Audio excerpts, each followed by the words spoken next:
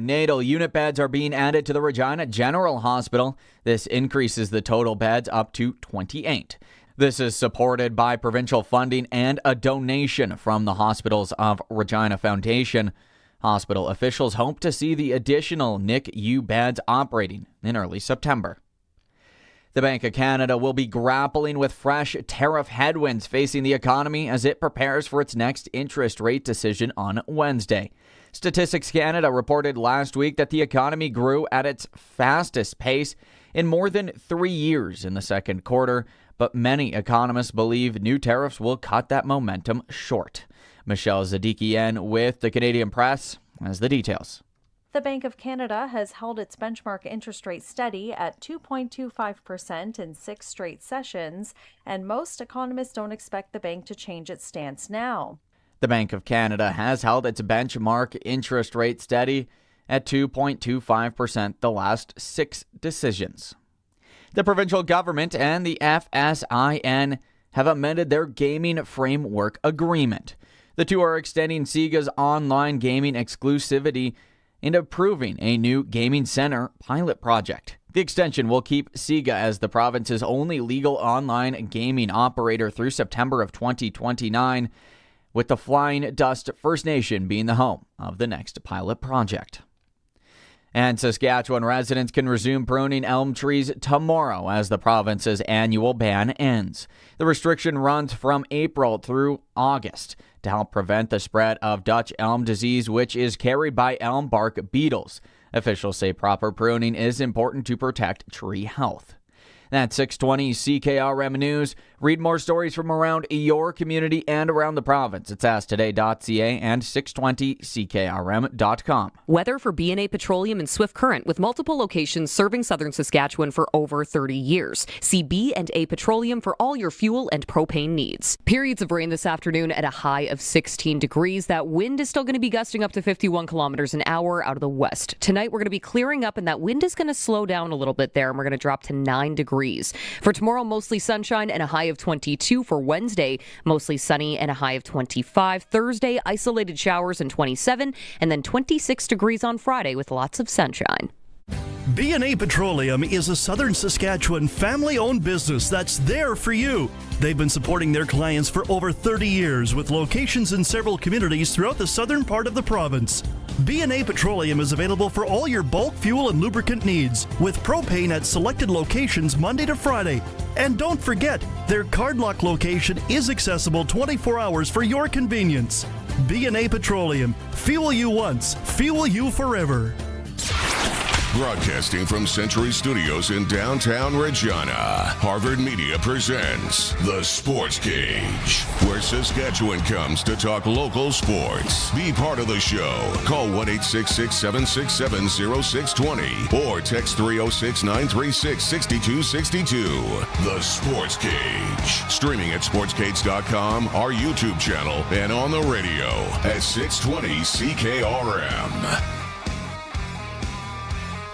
Welcome back to the Sports Cage Monday installment brought to you by Sask Today, the provincial leader and all the news you need. Local news, agriculture news, sports news. We've got you. You can always join in the conversation with us as well. Watch the stream at YouTube, sportscage.com, and of course text us anytime on the Prairie Land Rentals text line. 306-936-6262.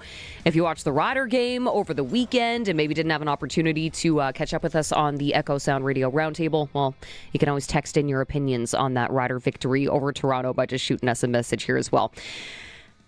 Last day of August. I know we say this every year, but summer just felt like it flew by. Kids going back to school later this week. So tomorrow being September 1st, that means the start of willpower season, Dave Thomas.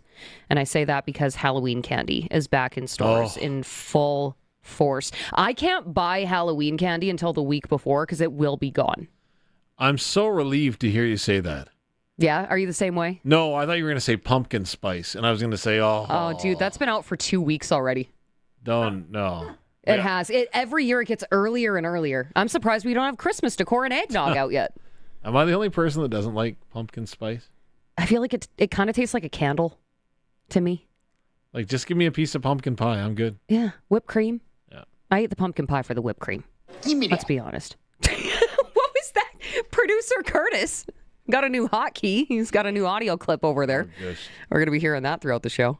Give me that. Yeah, give me that. I will. Well, give me the Halloween candy. I will eat it if it's in my house. So the only thing that is unfortunate about it, and I will move on to sports here in just a second, I feel extra guilty when it comes to the fun-sized chocolate bars because you can have 2 or 3, and then suddenly my coffee table is filled with all these wrappers. And but realistically, I've had 1 chocolate bar. You tell yourself that and you feel better about it.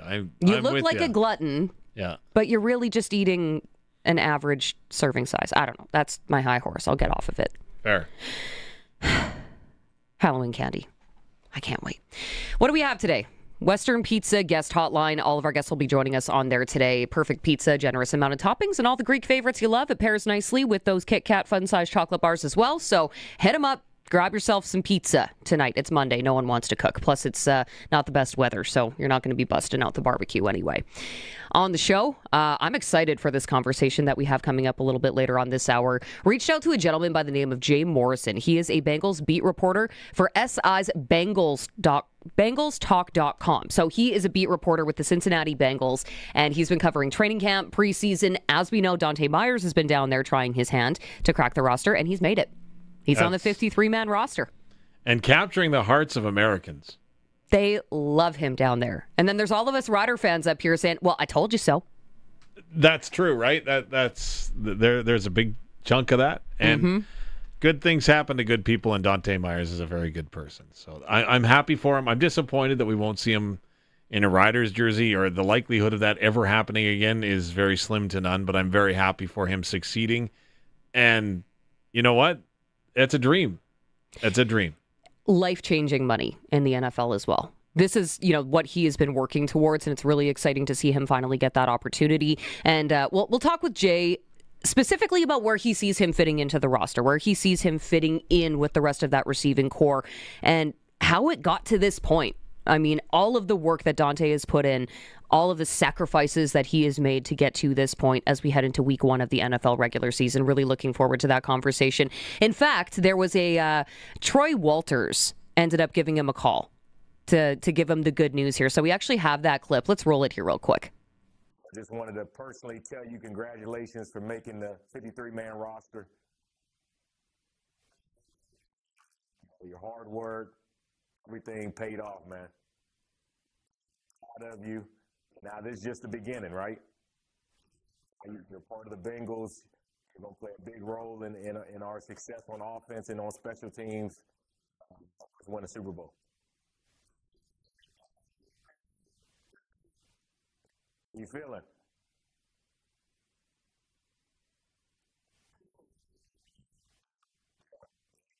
You deserve it, man. You worked your butt off, and we're helping you continue to grow and make some plays and get after it, man. Man, congrats. Hooday! Let's go. He was very emotional with that phone call when he got the call from Troy Walters. If you weren't watching the live stream here on YouTube or Sportscage.com, he was FaceTiming him and visibly emotional. That was probably the best video I watched all weekend. Did you get emotional? I didn't get emotional. It's not me. I don't know Dohnte personally, but I am very excited for him. I spoke with him a couple of times last season, but I'm just excited to see him get this opportunity that he's busted his tail to get to. Yeah, the hard work has paid off. When I saw the video the first time, I got a little choked. Yeah. I was a little choked up for him. But then the second part, I thought was like, I feel really bad for him because he knows that this is obviously part of the social media, and that's the thing they do in the NFL, right? Yeah. Larger than life, that's one of the things they do, NFL films and all that stuff. But I'm like, the dude just wants to get off the phone and call his mom. Yeah. Like, that's it. Like, let him call his mom, wouldn't you? Yeah, get him off the phone. Let him go call his family. Right. Exactly. Oh, that's so cool, though. Yeah, that was a really special moment for Dohnte Meyers, and we cannot be more excited for him. Another on cutdown day, coming off of the NFL announcements of these rosters and everything like that. 53-man rosters are now out. It's also worth noting a Canadian quarterback who the Saskatchewan Roughriders have the rights to, Curtis Rourke, also earning a spot with the San Francisco 49ers on the 53-man. He's going to be the third-string quarterback. With broken ribs in training camp, that's impressive. That's very impressive, right? Very impressive. So he's going to be backing up Brock Purdy and Mac Jones. Yeah. Which, wow. We hope everything goes super well for him down in San Fran. However, we do also want to see him up here in Saskatchewan at some point. So True. We're happy either way. True. We're happy either way. Yes, by the way, if you don't remember, he was selected in the third round of the 2026 CFL draft by Saskatchewan. So some exciting news for Saskatchewan Roughrider fans as we keep an eye on the league south of the border for sure. So yes, Jay Morrison going to be joining us. Yes. A little bit later on. Just a quick interjection, too, by the way. I know a lot of eyes on Kyle Hergel with the Chicago Bears, right? Yes. And just, again, we don't know how things are going to fall, but was doing some research at the Regina Thunder game, again, of all places, looking to find out, okay, what is practice roster money like in the NFL? Mm-hmm. Any guesses? Probably more than I make. I don't know what you make, but... You know, probably more than the three of us in this room make combined. Well, we get an IOU at the end of the week. No, I'm just kidding. But I honestly was thinking that, I was thinking kind of minimum wage-ish. It's probably, what, 6 figures? It's 6 figures. It's 6 figures. Okay. Yeah. Depending on experience, it could be up as high as like $450, $550, even up to $6 in some cases, $600,000. Dang. I was just to watch on the sidelines, potentially. Not even watch. Yeah. You're just participating in practice. I'm guessing you probably get a game ticket. Sorry, I lied. You probably watch. Would you get a +1? Or do I have to buy that right. ticket? But you can just see, like, again, it was just like, whoa, I had no idea it was that big. That's a lot. Like I said, I thought it was minimum wage-ish, and I was totally wrong. So thanks, Google, for helping me out with that and opening my eyes. Yeah, I picked the wrong career path. I should have played football instead of talk about it. Yeah. But that's okay. We live and we learn. We live and we learn, Dave. We're going to keep the conversation rolling here with Coach's Show as well. Micah Johnson's going to join us, defensive line coach for the Saskatchewan Roughriders, into his first year as a coach after being a player and a 2025 Grey Cup champion with the Riders last season. So I'm interested to find out from him, not only what was that conversation like during the game over the weekend, because that defense looked night and day different between the first half and the second half. So I'm curious to see what adjustments they made from a coaching perspective, and then also how he's been moving into that new role in 2026. I'll ask point blank. Has there been an instance this season where you wish you could have grabbed your shoulder pads? Mm-hmm. Just once. I'm guessing it wouldn't have been in a practice. Nope. But yeah. There's probably a couple of times there. But I'm looking forward to catching up with him. That'll be good. First time on the Coach's Show since he assumed his new role. Clutch performer, sprinkle of the day. That's also straight ahead. And as we always do, just after 5 o'clock on Mondays, we catch up with Darian Durant. We'll dissect everything that transpired in Week 13 of the CFL with a heavy focus on the Saskatchewan Roughriders, of course. And we got to tee up Labor Day. Kind of a big game. Yeah, kind of a big deal this weekend, especially with both the Riders and Winnipeg Blue Bombers coming off wins. Mm-hmm. A big win for the Bombers, too. So I'm very curious to see how this Labor Day Classic is going to be shaping up here. And then you mentioned it earlier, Regina Thunder on the field yesterday here in Regina. And we'll have Scott McCauley, head coach of the Regina Thunder, joining us on the program. And he will be talking to us as they head into the bye. Obviously, they're at the top of the standings right now, undefeated and handedly. Games have not been close for the Regina Thunder. They have been absolutely dominant. And then after the bye week, of course, they're going to be facing their own rivals in the Saskatoon Hilltops on the 12th of September. Hard to believe they're halfway through the season. So far, so good, 4-0. And boy, did they look good with their first couple of possessions yesterday. Like whether they run it with Peter Boers, should they put it up in the air with Jaden Zelianka as the quarterback? Again, he had a strike for 68 yards. Oh, it's like man. Dominant. And you were there too, if I'm not mistaken, with a couple of our announcers from our sister stations on The Wolf and Play 92. There was the kick, pass, punt, or punt, pass, kick. How'd you do? Second last. Well, what do you want me to lie? I could tell you I won. You could say second place because there was 3 of you. No, well. But he chose to say second last. No. Give yourself a little more credit. No, it was good. So again, no warm-up. It was hilarious. There's no warm-up or anything, but we radio folks and the announcers and members of the media, some took it more serious than others. 6 o'clock news anchor at CTV, for example, who is a pretty good soccer player, came out full cleats, ready to rock and roll, had the knee brace going, everything. I'm like, okay, right on. It's a serious business. Yeah. Okay. Then Evan from our sister station at The Wolf, 104.9 The Wolf, after the birthday celebration and all that they had on Friday into the game on Saturday. It was a full weekend for Mr. Barron. Oh, yeah. So he came out. He had cleats on. Mark from Play 92, I think, was wearing jeans. Nothing against jeans. Just while he's trying to kick and punt. Yeah. I was and worried. Run? I was worried for the seat of his pants. I'm not going to kid you, right? That's happened before. So, but yeah, so went up. I had apparently one of the best passes of them all in terms of distance, and then I went up and I didn't look very good in the punt.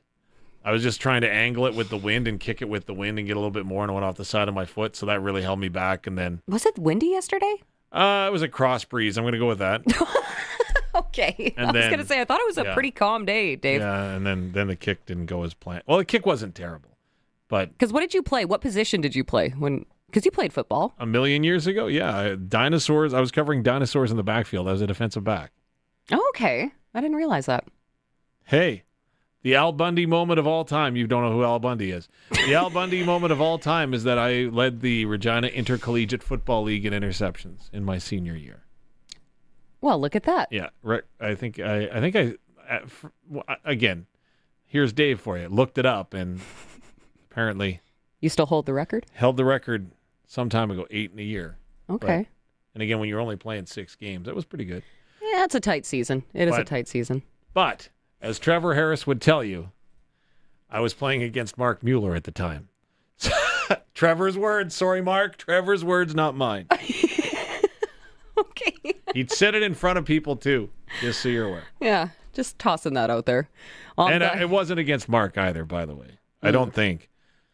But there's some lore there. I like it. Yeah. Oh, yeah, here we go. If you're watching the stream, we got a little action here of Mark running up to the ball. He looks like a professional kicker. Though, right? Yeah, how do you set yourself up to kick the ball downfield? He was a terrible kick. He was trying to nail it through the uprights, and he missed it wide left. But the funny part is because it rained, right? Mm-hmm. So Mark was that his excuse? Neither of us wore cleats. So can you imagine you go up and you biff it trying to kick it? Just like the old Snoopy and Loopsy and Peanuts thing? Like, it would have been bad. And he's probably rocking slides or something. Yeah. Oh, okay. Anyway, Enough. Move on. We will talk to head coach Scott McCauley a little bit later on, specifically about the Regina Thunder and now what this week looks like into the bye, and then how they're going to be preparing for their rivals in the Saskatoon Hilltops. On this day, there's a couple of things that are of note. Specifically one in 2015, right, Dave? Oh, wow, we're going to go there. Yeah, we're going to go there. 2015, on this day, the Saskatchewan Roughriders were 0-9, right? So just 2 years removed from winning the Grey Cup. Things didn't go their way, and 0-9 start to the season meant a change in coaching staff as the Riders went ahead and replaced Grey Cup champion coach Corey Chamberlain. But then the next week, they didn't go to 0-10 or anything. They actually snapped it in the Labor Day Classic against the Winnipeg Blue Bombers with a 37-19 victory on Labor Day. And this is why we aren't going to sit here and point our fingers at the Ottawa Redblacks, who are now 0-11, and laugh. We're not doing that. We're not doing the whole Simpson ha-ha thing, because we get it. We haven't quite been to that point, but it's tough on a fan base. It's tough on a team. It's a mental hurdle that you need to get over as well once you kind of get into those losing ways. The BC Lions kind of getting ripped apart on social media. Well, yeah, because they put out a statement right after the game and after they won. And again, it was in jest, right? It was a joke, but it wasn't necessarily received well. No, it's... You know what's amazing is the BC Lions were 1-5 at one point this season, right? Like they're just over 500. Yeah, but they were 1-5, and Ottawa was 0-6 at the time. Yeah, and the two organizations have gone in totally different directions, and it's not even funny. Like, I don't even want to jest. Like, again, I've said before, I like cheering for people, and there's a lot of people in Ottawa that I'm cheering for. There's people that are trying to make the CFL work, but the best marketing tool is spelt WIN, and they aren't going to do it in a calendar year. The last time they won was September the 5th, 2025 against the BC Lions, and they have a bye week this week to the Ottawa Redblacks, so that means that they don't play again until after September the 5th, so I feel for them. I really do. And that's the thing. It feels like kicking a horse when it's down. And Blake on the YouTube stream here, again, Prairie Lawn Rentals text line 306-936-6262. You can chime in, join the conversation there. Blake said allegedly they had actually taken down that post because the social media team got so much flack. Okay. You get to a point where you can't. I think we're going to be fact checking that here, just to double check and make sure that that is in fact the case. But I know I saw it this morning. But yeah, the look of BC coming out and saying, hey, listen, producer Curtis can confirm they have in fact taken it down. And probably for all of the reasons that we just brought up. And again, I'm not going to condemn them either because, I wouldn't have posted it, but who am I? Like, again, and what they posted was basically, we're not going to do any funny memes or whatever because we feel sorry for them, kind of thing, right? And they're getting blown up about it. But then they went the other way at the end and they're like, enjoy the lemon. Yes. Right? Yeah. So it was sort of like hey, we're not going to make fun of you, but we're still making fun of you. Yeah. Which wasn't received super well. Is that the right... I'm really stuck. If I go to the CFL Replay Center, you said it was like kicking a horse? Is that what you said? Kicking a horse while they're down. Is that the saying? No, beating a dead horse is what it was, but I thought that was a little softer to say kicking a horse while they're down. I don't know. I'm like, what do you do in your weekend? You go around to pastures everywhere and kick horses? Like, what the heck? I'm like, beating a dead horse is the actual term, but I figured that might have been a little bit aggressive. Again, I'm trying to be cautious. I understand. It's a whole new world in 2026. I get it. I don't need to get canceled, okay? Yeah, for going around the pastures kicking horses. Where's Tegan? She's in the corral. Okay. Never mind. Stop it, Hi-ho, Dave. Silver. Sorry. Okay, let's go. Let's switch this up. Yes. Text line here. Prairie Land Rentals text line 306-936-6262. Dean and Regina, love hearing from you all the time. Regular texter on the show. Said, really impressed with Daniel Wiebe. Going back to the Saskatchewan Roughrider game here. He knows what to do with the ball after he makes a catch. Always gets extra yards. He does not like pumpkin spice, Dave. And he likes my hat. There my you Bengals go. hat. If you aren't watching the stream, you don't know what it is, but it's a black and white Bengals hat. Thank you, Dean. And I'm not going to lie. I thought Daniel Wiebe had a great game. Again, gets his second start. And Trevor Harris obviously has a lot of trust in his ability to be where he needs to be on a lot of timing plays. One that we're seeing right now at sportscage.com, which is where, of course, you can go, or X or anything like that. But a little inside slant for Daniel Wiebe. It was a clear timing route because Trevor read that the blitz was coming.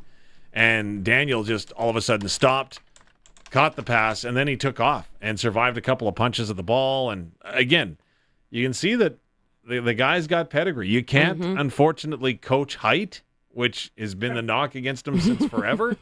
But he does all the little things right, and the want, will to, and heart and desire are all there. And I was just about to go double check my memory here to make sure that I had all of Daniel Wiebe's stats right, and then I realized the CFL completely reinvigorated their entire website. So thanks for that. Now I can't find anything. But Daniel Wiebe had a good night. I think in terms of receptions, he was, third overall? Daniel Wiebe had 6 catches on 8 targets for 56 yards. That's what it was. Okay, thank you. Yeah, the CFL just had to go and change their whole website today. Hey, change is good. Well, is it though? I'm looking on this website right now, and it's not super user-friendly. You just have to get used to it. Allow it to breathe. It'll be fine. I don't like it. Again, just going back to Daniel Wiebe for just a quick second, if I may. Just again, Trevor Harris doesn't have favorites, but if you're doing your job, then he can rely on you and get you there and trust you to be there, right? So I think that trust developed with Daniel. And again, he took Toronto, I think, on a number of occasions. He caught them off guard as he was able to run away from the secondary after he made catches. So I think that's pretty cool for a guy that was just playing, and not just, but was playing at the University of Saskatchewan at this time last year. He was in the Vanier Cup in 2025, right? He was there for a reason with the rest of his squad up in Saskatoon. So he's definitely been a fun player to watch with the green and white. The other Wiebe on the roster, of course, when it comes to special teams, Nick Wiebe, he did go down during the game, so unfortunately didn't return in the second half. We'll have to keep an eye on that during Rider practice this week to see if he is taking any first-team reps or anything like that, or if he is going to be resting. We'll have to see how that looks on the depth chart heading into the Labor Day Classic. That's going to be, right? That's going to be a key. Yeah, I did see his knee taped up with some ice on it at the end of the first half. But again, we aren't here to speculate. We're not sure. I know that he's had some struggles with that knee in the past. hopefully it was just, something got a little nicked up and he'll be able to bounce back quickly. Fingers crossed. Yes. Some other things that we were talking about post-game here. Let's stay with receivers. You were just talking about Daniel Wiebe here. I had an opportunity to actually catch up with Duncan Busby following the game. So let's talk a little bit about that in a second here. I don't think we have that one ready just yet, but a couple of other things of note. I mean, special teams in general. We were also just talking about Nick Wiebe there, and I know you and Luke had a lot of complimentary things to say about special teams coming off the result of that game. Would you not agree that they were the difference in the game? I know that there was a lot of calls that you took on the roundtable after the fact that you can go back and again listen to the podcast of that were critical of Alex Hale, and to me, Alex missed a 50-yarder, and again, the wind, like you talked about, was picking up and swirling. I get that. That's not an excuse. It's just a statement of fact. Go ahead and draw your own conclusions. Again, a missed convert as well got the ire of Rider Nation, but at the end of the day, a win is a win. But taking that aside, look at his kickoff yardage. And so whether he was asked to hang the ball up to allow the cover team to get down, whether he was kicking it away from Janarian Grant, masterful job. Same with Oscar Chapman. Oscar Chapman, the two things that I loved about in that game is, number one, the way he kicked the ball away from the return man, right? Janarian Grant, one of the best in the CFL. He did his darndest to do that, forcing Toronto to put an extra player back in the return game just because he was able to spread it across the width of the field. But don't forget, when the Riders got that critical offside from Toronto, it was him that yelled. Oh, was it? It was Oscar Chapman as the holder that was the one that was yelling the hard snap count. That was got impressive. Toronto to jump off, right? So there's that. Look at the high onside punt that the Riders almost recovered, right? And again, if you're watching the stream, you're going to see it as the team, they line up, and Oscar Chapman gives the flinch with his right hand, and that's what drew Toronto offside. And he's allowed to do that as the holder, right? He doesn't have to stay stationary. And that was the huge turning point, right? Went from 3 to 7. And again, that's a huge mistake from Toronto, but a big play for Oscar Chapman to make. And so he also got a tackle in the game. Got a tackle in the game? He was doing everything. Oh my gosh, did he ever make a tackle in the game? Yeah. But I get the sense that the punt wasn't exactly where he wanted it, so I better go make the tackle. Yeah. Just saying. Make up for it.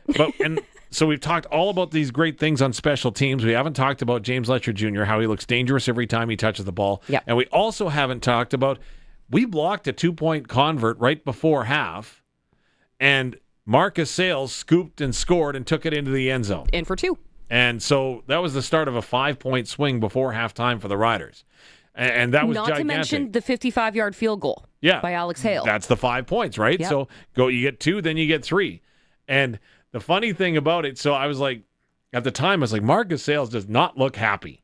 No. And again, the defense wasn't happy with the yardage that they surrendered. But you see Marcus Sayles going in towards the end zone. It's just a clear jog, right?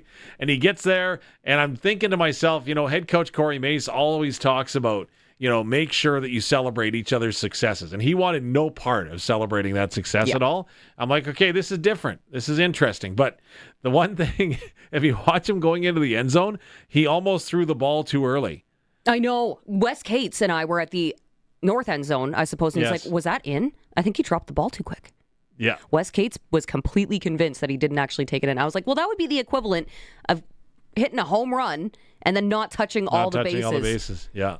But yeah, he just got in on that. Like it looks, the ball was behind him at his back hip, which is why it was closer. But yeah, again, Mike Rose jumps up and makes the play, makes the block. So again, special teams, I think in a lot of ways set the tone in the game, and the Riders just carried that momentum to the end. And head coach Corey Mace was actually asked about that on our 5th quarter post-game show, and he was speaking specifically to special teams and what he saw in his squad. Absolutely do agree, man. I think, I got the squad with me. Yeah, I got the squad with me. They were amazing, man. I thought there was a couple plays there where, we missed some opportunities. Some penalties were called. I don't know if I agree with all of them, but they just played their hearts out. Did an excellent job. Obviously, we wanted to limit Janarian to be able to go out there and do certain things, but from the cover teams to the return teams, I thought it was excellent momentum for us, even down to the kicking game. Oscar had made a heck of a tackle too. Jeez. Head coach Corey Mays talking about special teams, specifically coming off of that win against Toronto, 28-24 at Mosaic Stadium. And that was a big win for the Riders, coming off of 2 straight losses on the road. So that was kind of a must-win situation heading into what's going to be even more pressure in the Labor Day Classic this weekend. I think the pressure's off. You think? Yeah. Like, there's always pressure to win on Labor Day. Yeah. But if you went in with a third straight L as opposed to a W, I think the pressure comes off a little bit. And in my humble opinion, that's why the defense kind of played a lot better, or a lot differently, I think, in the second half, because they just kind of, okay, hold on here. We can cover these guys. We're fine. Mm-hmm. And the way that Toronto was calling the game with 3 running plays in the whole game, 1 run in each half, essentially. Mm-hmm. We know he's throwing. Like, let's just cover our guy, and we're fine. And that's exactly what they did. That was another thing that you and Luke Mullender were talking to head coach Corey Mace about in the post-game show is, I mean, it was kind of the tale of 2 different defenses. Yeah. First half versus second half. So he talked a little bit about that defense in, the latter half of the ball game. Just one of those things at halftime, and that was a huge play for us. I think Mike Rose ended up getting the block, and Sales took it back. I knew those points would be crucial for us. We were pretty aggressive as far as play calling and inside the 10-yard line, going for it on third down, just trying to get us some momentum. And it didn't turn out for us, but that play was crucial for us. As you can see how it turned out in the end there with the score. But it was just a conversation at halftime. We were down 10 points. We knew we needed everybody, and that's a character win, man. That's the type of win that I think great teams need to be involved in, just to kind of put a stamp on the belief and the trust that we have in each other to pull anything out in any situation. Head coach Corey Mace comments post-game, of course, with the adjustments that they made at halftime. And, of course, right before that is when we talked about those big 5 points that were put up on the board because of the block, and then, of course, Marcus Sayles taking it back into the end zone to score some of those points. Marcus Sayles, of course, he was one of our game stars. So he was our defensive game star following the game, and he was talking a little bit about that momentum at the end of the first half. It's huge. I mean, it wasn't me that blocked it. I'm pretty sure it was Mike Rose that blocked it. So, special teams is a huge part of this game. And, even on their side, they got Janarian Grant who can make plays all over the place. But for the swing of the game, we got 2 points there. And then we got we got a field goal at the end. So that was 5 points. And our offense got the ball back in the first half or the second half. And if they were able to score, we're back in the game. It would have been, I'm pretty sure, about a 3-point game at the time. So great, they didn't score until a little bit later, but at the same time, we put it all together. So that's all we need. Marcus Sayles talking to us post-game after their big win over the Toronto Argonauts at home this past weekend. And then it's onward and upward. Looking ahead at next week, Sunday game. So I got some extra time. They're back on the practice field, Wednesday? Wednesday, yes. So day off today, day off tomorrow, and then it's back to work. And before I forget, I should mention that Saturday is also the Fan Fest day, where the players get to take up on the concourse, so you can come out, you can watch the walkthrough practice. It'll be over around 11 o'clock. I wouldn't get there for then. I believe the gates open at 10. And so the players will be set up on tables around the concourse. So, again, it's an opportunity to interact, meet the players, get photos. Well, I don't know if you can get photos, but you can definitely get autographs and meet them. So it's a really, really, really, really, really cool day. One of the highlights of my year. But, again, make sure that you're there earlier so you're not disappointed. And I think you will also find some of us there live on location. I know we usually go there and we do some live broadcasting and stuff and participate in all the fun because it is really a fun weekend. Labor Day Classic weekend is always my favorite. And I know that there are some fans from outside the province who tell us that it's not the Labor Day Classic because it's not on Labor Day. But no, it's the Labor Day Classic. It's the 61st annual. Can you believe that? It's been a long time. Yes. I remember going to those games as a kid. They were always the loudest. I know this is it's a sellout. So the atmosphere is going to be insane. Back-to-back sellouts, too. I know Winnipeg has done a really good job with their attendance numbers, but it's encouraging to see. I think this would be the 3rd sellout of the season at Mosaic Stadium, if I'm not mistaken. Home opener this past weekend, and now this upcoming one. Am I missing any? No, I think you're right. I believe you are. Yes. Okay, well, book that. First time Dave said I was right. Yeah. First time today, anyway. Don't go kicking a horse with that information. Okay. Beating a dead horse. I'm sorry. Really quickly here, I know we do need to take a break. It's dead now. Poor horse. This is why I caught myself. Kicked it to death, yeah. Okay, sorry. Carry on. We're also going to hear from Del Duncan Busby a little bit later on. Yes. We'll hear from Keyshawn Johnson. We'll talk to some of the receivers. that we heard from postgame. And then, yes, lots of other things still to come throughout the show this afternoon. I did also want to quickly mention here Scottie Scheffler. Big weekend for him, passing Tiger Woods as the PGA's all-time career earnings leader. $10 million Tour Championship payday at the FedEx Cup title. So now he has surpassed Tiger Woods by, what is that, 10 million? I think. Yeah, 130 million is his all-time earning list. Tiger Woods, 120 million and change. Inflation. But still... You know what? I saw one comment online and it absolutely had me rolling on the floor in the fact that I'd hate to see what the taxes are on that. I'm like, oh yeah. He's not worried about taxes. That's the biggest concern with that. Mm-hmm. Yeah. I was like, wow. You got to give credit where credit is due. That's a lot of money. Yeah, it is. Absolutely. It is. Oh, man. Well, congratulations to Scottie Scheffler. Showing up, showing out, and making bank. My goodness. Okay, we're going to talk a few more CFL things as time continues. Of course, join in the conversation anytime. Prairie Land Rentals text line. Prairie Land Rentals, from small power tools to skid steers. They probably have what you need. Deal with the owner at 600 Albert Street. And of course, the Monday installment of the Sports Cage, brought to you by Sask Today, Saskatchewan's leading online news, ag, and sports portal. It's like a newspaper from the old days without all the ink on your hands. Hang tight, because on the other side of the break, we're going to come back with a very special guest. Looking forward to this conversation. The one and only Jay Morrison of Sports Illustrated, BengalsTalk.com. We're going to dive in to the discussion about Dohnte Meyers cracking the 53-man roster in Cincy. Can't wait for this one. Hang tight. We'll be back. It's a Sports Cage on 620 CKRM and streaming at sportscage.com. Listen weekdays at noon for Saskatchewan Today on CKRM with your host, Ryan Young, offering the most extensive agricultural news coverage with precision weather meteorologists in an industry that moves fast. Stay updated with the latest, most reliable information in ag news, crisis and trends, all in one place. Available anytime at saskagtoday.com. Saskatchewan Today, your trusted source for all things agriculture. Sponsored by Affinity Credit Union on 620 CKRM. It's time to look ahead and plan on getting financially fit. If you're looking to open an RRSP or a TFSA, maximize an existing account, or update your investment mix, Cooperators can provide the personalized advice and service you need. Ready to start off your financial journey on the right foot? Contact your local advisor to build a plan that works for you. Cooperators, investing in your future together. The world is changing. From the misuse of AI and the rise of deepfakes to the dangerous spread of misinformation, it's getting harder for Canadians to separate fact from fiction. That's why having a trustworthy news source is vital. At Global News, we're committed to objective journalism that cuts through the noise. Stick to the facts. Global News, Canada's trusted news. Need some dirt moved? Some snow plowed? Or how about some grass cut? Well, Redhead Equipment has got a skid steer for that. The B-Series case skid steer comes in 8 different models, varying in power and load capacity to meet all your operational needs. And you can put your case skid steer to work all year round, with attachments for plowing, mowing, digging, and many more. Redhead Equipment, making tracks since 1948.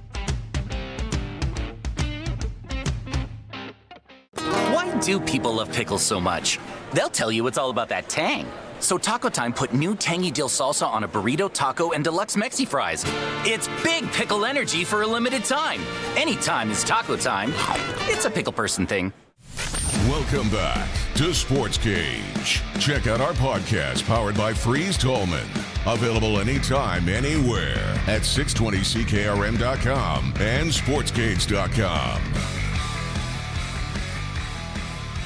Welcome back to the Monday installment of the Sports Cage. I'm Tegan Whitco, and of course, one of the biggest stories coming off of this weekend is Dohnte Meyers, who is coming off a Grey Cup in Saskatchewan. Now he has cracked the Bengals' 53-man roster, and we're here with our next guest to talk all about it, Jay Morrison from BengalsTalk.com. First of all, thank you so much for taking the time, and it's such a pleasure to meet you, Jay.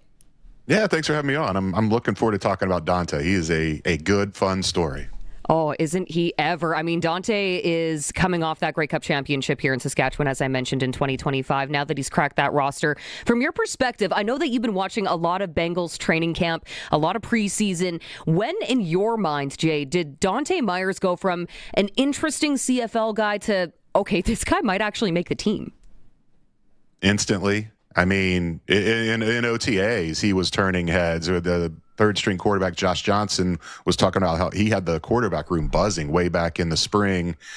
You know, the interesting thing was the coaches kind of downplayed it. I think when you've been around this league for as long as a lot of these coaches have, you see a lot of Dohnte Meyers. You see guys that come out and flash early, and then it's like, well, can they keep it up? Can they keep building on it? Can they keep stacking days? The cliche they always like to throw out there. And Zach Taylor, the head coach of the Bengals, brought that up Friday night after the game in Philadelphia and said that Dohnte's consistency is what has separated him, that all that flash he showed in the first week of training camp, he's just built on. And you know, Jamar Chase gets the injury scare a week ago, I can't remember, the days are all running together. But when Jamar Chase is out of practice, Dohnte Meyers is running with the first team. And he's staying after practice for 40 minutes and getting a long throwing session in with Joe Burrow, because Joe Burrow is very big on reading guys' body language. And Joe Burrow just hasn't had a lot of reps with Dohnte Meyers. He was running with the 2s and 3s a lot in practice. And so there weren't a lot of reps banked between the two. So he flashed right away. And then you just wonder, you see that a lot. Would he peter out? And he is not. He has just continued to ascend. Great follow on Twitter, by the way. Jay Morrison, go follow him if you don't already, or X, I'm sorry. I should call it the appropriate name. But I did see you were one of the first to cover the story about him taking that next step, right? Showing his work ethic, driving from Atlanta to Cincy to toss around the ball with Joe Burrow. What does that say about his work ethic? Yeah, I mean, it's incredible. And you would think, okay, that's anybody that gets a call from Joe Burrow and says, hey, can you come throw? Or they're like, yeah, heck yeah, I'm going to do that. But Joe Burrow said, can you be here tomorrow? And Dohnte was in Atlanta, and that's about an 8-hour drive. He drove through the night just to be there for a morning session the next day to throw with Joe Burrow. And it's remarkable because he has this burning drive that comes through. He has this intense self-belief in himself. I mean, he paid $100 just to try out for the CFL. And it doesn't, when you talk to him, he's also so incredibly humble. It's just this really unique mix of just fierce belief in yourself, but yet understanding of the bigger picture and where you are in the hierarchy of trying to make the NFL. And it's amazing. It really is. It's such a great story. And I know this happens every year. It's not just the media and the coaches, but the fans will glom on to a guy that is an upstart in camp, and he becomes a fan favorite, and then he gets cut and they kind of forget about him. And, you know, Dohnte has been that guy that the fans have just been all behind since the get-go, and now he's on the roster. And I hope there's Dohnte Meyers jerseys in the pro shop, because I know they will sell a lot of them. He has just rapidly become a fan favorite. And then when you look at the rest of that receiver room, Jay, I mean, you got Jamar Chase, T. Higgins. They're at the top, obviously, but there's been a battle for some of those complementary roles. Where do you see Meyers fitting in? You know, that's the thing. I mean, Andre Yoshivas he's the 3. He was a 6th-round pick a couple years ago. This is his contract year. He's had some struggles with drops. I think he's still kind of the wide receiver 3 right now. But Dohnte, that's the interesting thing. When he's taking Jamar Chase reps, that's not just saying he's worthy of being a starter. They moved Jamar Chase all over the formation. And so Dohnte Meyers, in the short time he's been here, has learned all 3 positions. They feel comfortable putting him in anywhere. And I think that's going to get him on the field. A lot of times you see stories like this and they make the 53, but then they're inactive. You know, they don't make the 46-man game day roster. And I don't think that's going to be the case with Dohnte. I think we're going to see him play.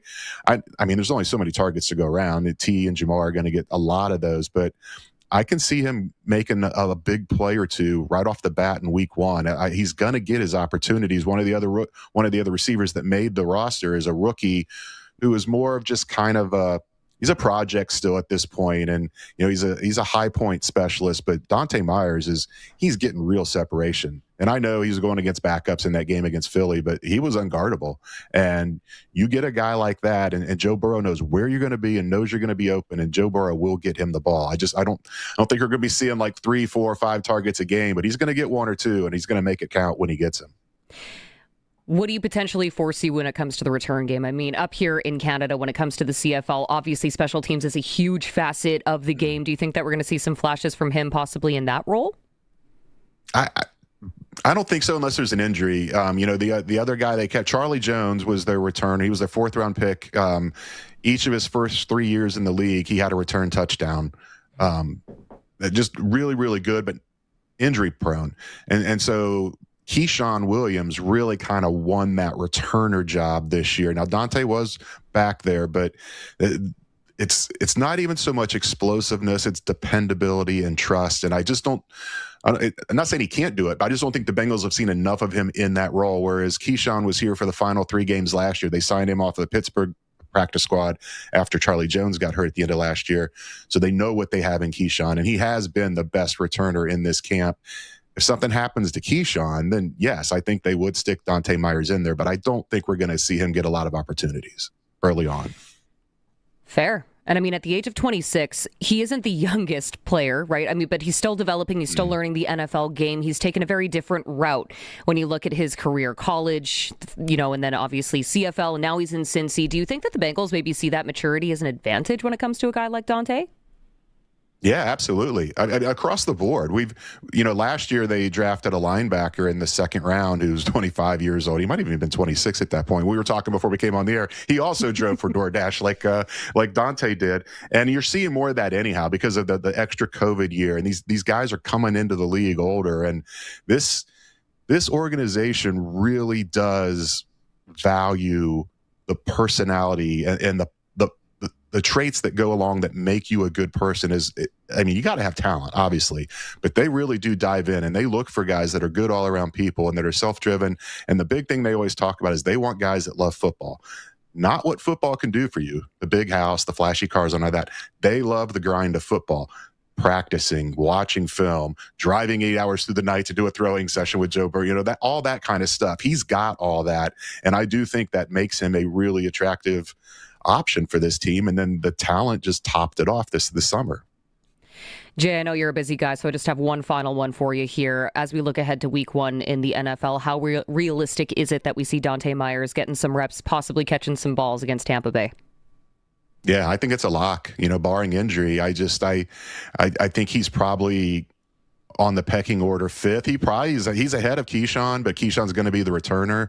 But if they only dress 5 receivers, Dohnte's going to be one of them. I think Colby Young is going to be the guy that's going to be inactive, the rookie. And, you get early in the season like this, I'm sure the Tampa Bay Buccaneers are going to be well aware of the Dohnte Meyers story, but they're also going to be throwing a lot of coverage at Jamar Chase and T. Higgins, and then Chase Brown come out of the backfield. And there's going to be chances for Dohnte Meyers to make some plays in that game. Well, I know I look forward to watching it. Thank you so much for taking the time, Jay Morrison, BengalsTalk.com. Hope to catch up with you again down the road this season. Yeah, would like to do that. Thanks for having me on. All right, love it. Jay Morrison joining us on the Western Pizza Guest Hotline. Let's take a break. We'll be right back. This is the Sportscage, streaming at sportscage.com, our YouTube channel, and of course on the mighty 620 CKRM.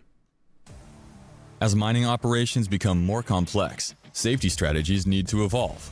Join international mining safety leaders in Saskatoon at the ESA Mining Safety Conference, September 22nd to 24th. Explore practical approaches to safety culture through technology and AI, leadership, and psychological health and safety. This is not theory. It is real-world learning for people responsible for safer mining operations. Register now at esasafety.cim.org. Winter in Saskatchewan tests everything: our patience, vehicles, and sometimes our bumpers. From icy parking lot dings to serious highway mishaps, choosing local matters. At Regina Motor Products Collision Center, we're Saskatchewan-owned, run, and we drive these roads too. An SGI-accredited full-service collision center working on all makes and models. Submit your SGI claim and book your appraisal. It's easy. When you need repairs you can trust, it's neighbors helping neighbors. Regina Motor Products Collision Center, south at Highways 1 and 6 Albert Street, rmpchevrolet.com. Harvest savings are rolling into Redhead Equipment. Right now, you'll find major markdowns on select in-stock used harvest equipment. Whether you're looking for a combine, header, or other harvest essentials, now is the time to buy. Find the right unit to help you through harvest quickly and efficiently. Stop by Redhead Equipment or visit redheadequipment.ca today. Redhead Equipment, making tracks since 1948.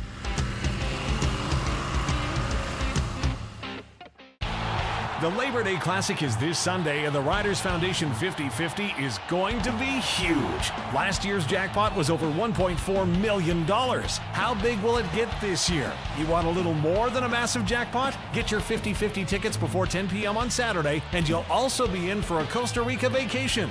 Don't get hit with regret. Get your tickets now at riders5050.ca and go Riders! Riders 50-50 is presented by ISC.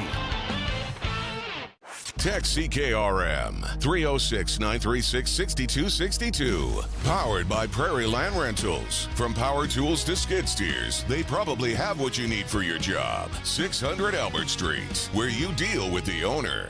It's time for the Sports Ticker. Brought to you by Reliance Heath Water Heater Rentals. Rent a water heater and water softener starting at about $1.20 a day and get $400 when you switch to Reliance Heath. Pretty quiet night here for sports, at least locally.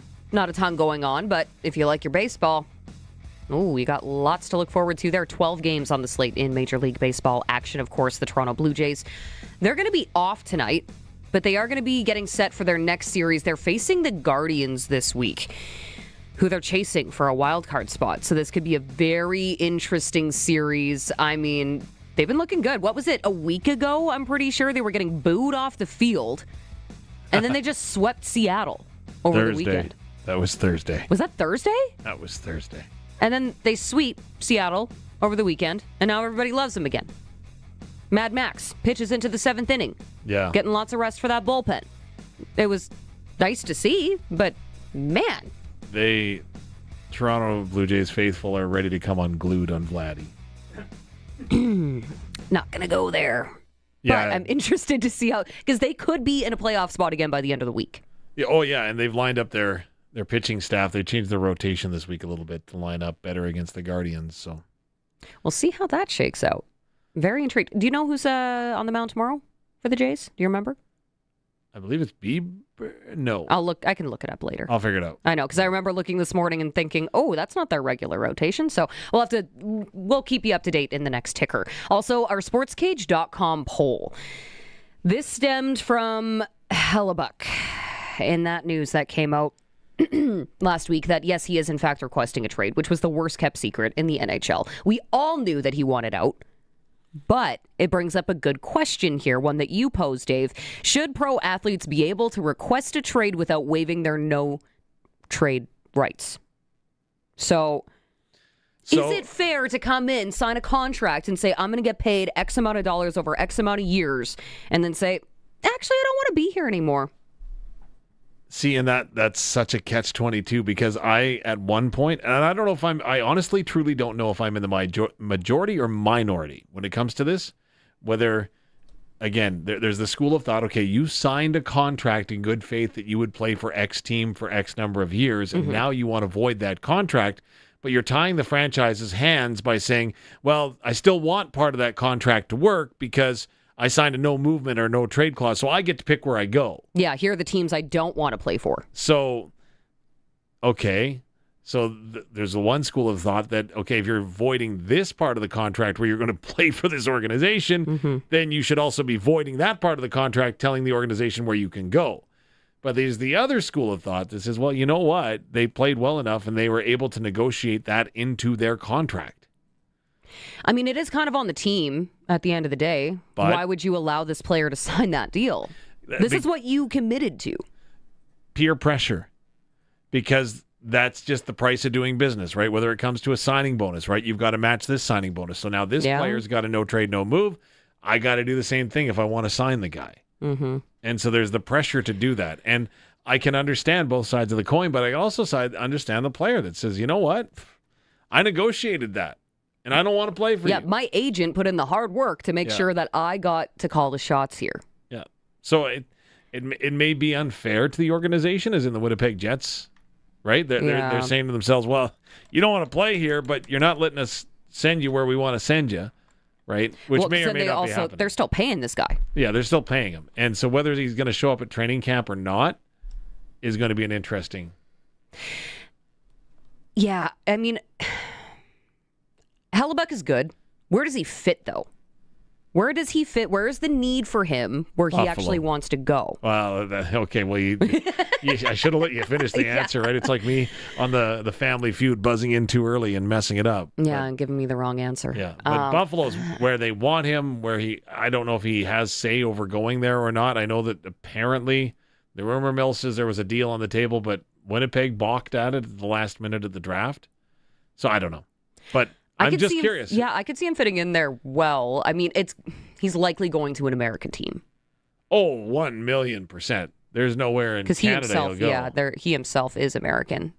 And I don't know if that really has any factor in why he wanted the trade. I think he wanted the trade before all of the other trade stuff was happening. Yeah. And who would take him? Who would want him in Canada? Yeah. Or could fit him, right? Vancouver's rebuilding, they don't. The Habs are good with Dalglish. Yeah. Toronto, who knows? Ottawa is very comfortable with where they're at. Yeah. And then the Edmonton Oilers, everybody except their team management appears to know that they need goaltending. So they're not going to make the move. They're going to try to sign another forward. Well, maybe Babcock will change that. Oh, yeah, never know. Hey, I'm choosing to stay positive for Oilers fans. I'm not even an Oiler fan. I appreciate that. I'm just saying, to me, that maybe Freddie Anderson is the answer, even though he got injured in the offseason. I don't know. Who am I? I'm just curious, who are you siding with? Do you think that he should still demand the trade and say, I pick where I go? Or do you think that he says, no, I want it out? Then that voids it all. You go where you're told to go then, and then suck it up, Buttercup, because maybe there are worse places than Winnipeg. The contract is signed. So I think that he has all of the right in the world to say, I don't want to go there. I'm not disputing it. And again, also that same piece of paper does say that he will play for the Winnipeg Jets for X number of years. Right. So, yeah, they're going to have to meet in the middle there somewhere. I don't know. This is why I didn't get into agent work, because it's way too convoluted and confusing. But I'm curious because we are getting closer and closer to the start of the season. So he's going to have to land somewhere, or he's just going to be sitting on the couch getting paid millions of dollars. You were too busy kicking, sounds awful. Kicking horses. Oh, my gosh. Kicking a guy while they're down, beating a dead horse. I'm sorry, okay? It's been a long weekend. By the way, one thing I did forget to mention here in your sports ticker is that there were 28 Canadians that cracked 53-man rosters in the NFL after cut-down day. And Messi has announced his retirement from Argentina's national team. So just a couple of things I should have mentioned there. That was your sports ticker, brought to you by Reliance Group of Companies. We got to take a quick break. We'll be back on the other side with your Riders Coaches Show. It's a Sportscage on the home of local sports, 620 CKRM, and streaming at sportscage.com. Farm equipment keeps getting bigger and bigger, so the doors on your farm buildings have to keep up. Hi, I'm Terry from Zipperlock Building Company. At Zipperlock, our buildings can accommodate up to a 24-foot high door without expensive changes to the building's steel arch design. So when it comes to farm equipment storage, Zipperlock is head and shoulders above the competition. Zipperlock Building Company, built in hours to last a lifetime. See us in Raymore or call 1-888-692-5515. I missed one payment, then another. Now I feel behind on everything. I can't keep up. Falling behind happens to more people than you think, but there is a solution. My name is Jasmine Brown. I'm a licensed insolvency trustee at BDO here in Regina. Together, we can create a plan that fits your situation and helps you get caught up and back in control. Call 1-833-BDO-TALK or visit bdodebt.ca to book your free consultation and discover your debt-free future. Did you know you can get endless streaming and live entertainment anywhere in Canada? Now wait just a moose a minute. You can, thanks to Glassers TV, your SaskTel authorized dealer. So cross that border to Flin Flon, Manitoba, and your shows come with you. Why stop there? Head to Vulcan, Alberta, or heck, even St. Louis du Ha-Ha, Quebec, the town with exclamation marks in its name. See Glassers TV, your SaskTel authorized dealer, for details on Max TV Stream, internet, and cellular service.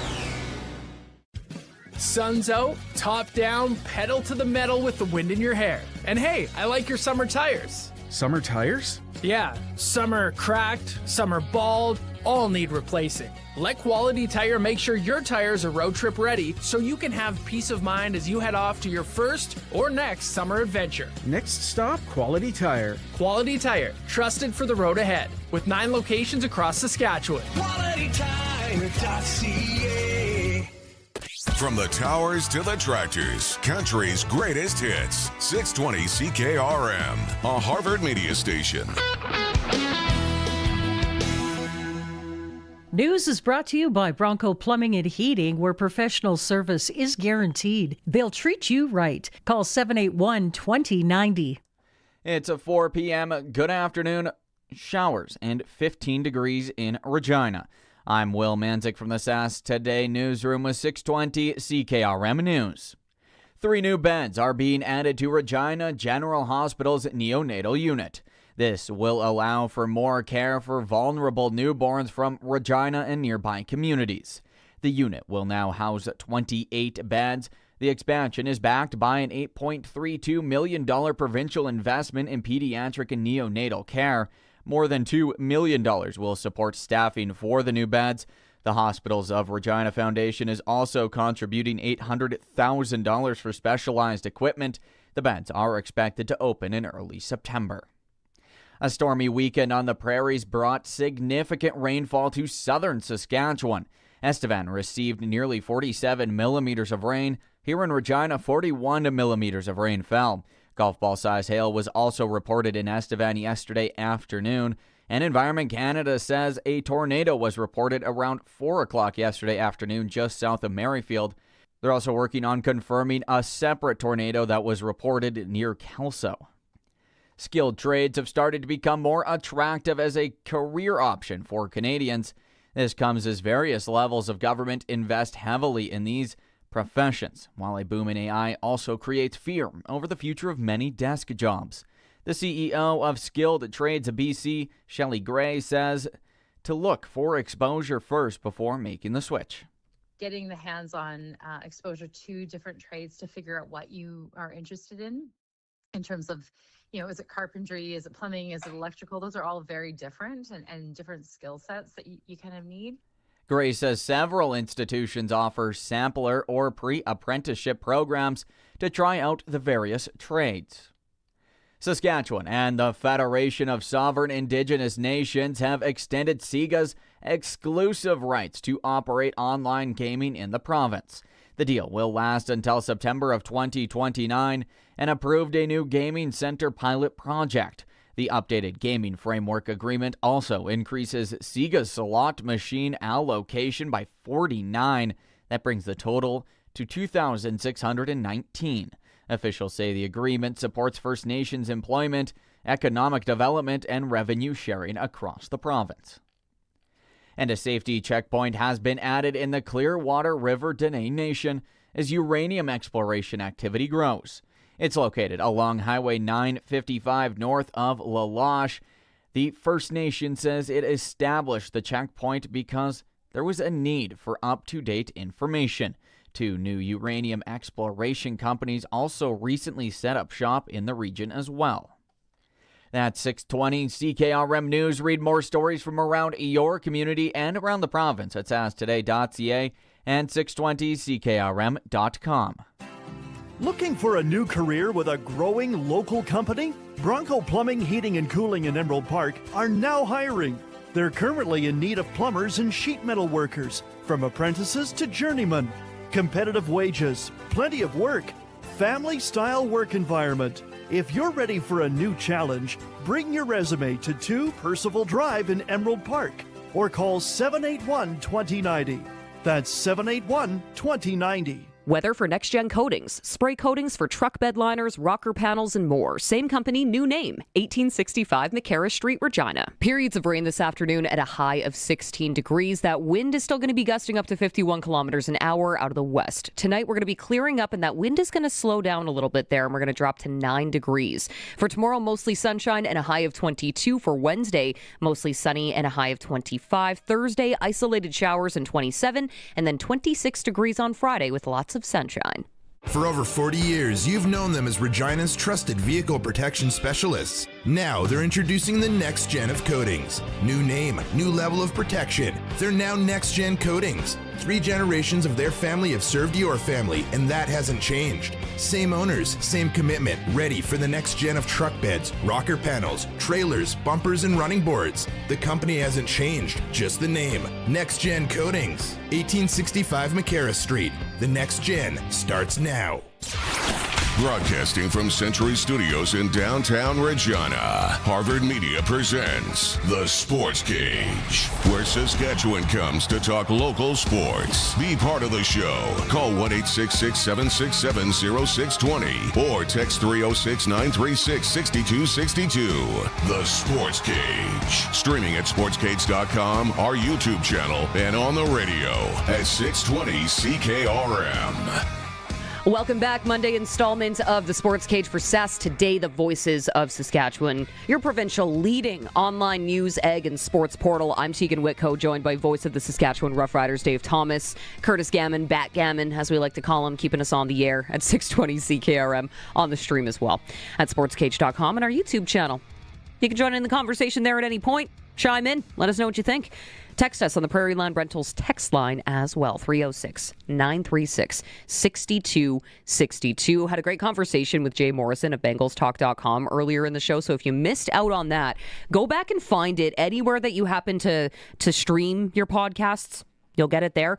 We had a conversation specifically focusing on Dohnte Meyers because he has cracked the 53-man roster with the Cincinnati Bengals, which means that he's sticking around. He's hanging out with the team. He was very emotional when he got that phone call from Coach, and we played that for you earlier as well. Super cool to see that. And I mean, a lot of other Canadians also cracking some rosters there in the NFL. 28 cracking rosters after the final cuts took place over the weekend. So the one of note here, of course, Dohnte Meyers with his connection to the 2025 Grey Cup championship team with the Saskatchewan Roughriders. Another one is Curtis Rourke, right? Mm-hmm. He is under rights with the Saskatchewan Roughriders when it comes to the CFL.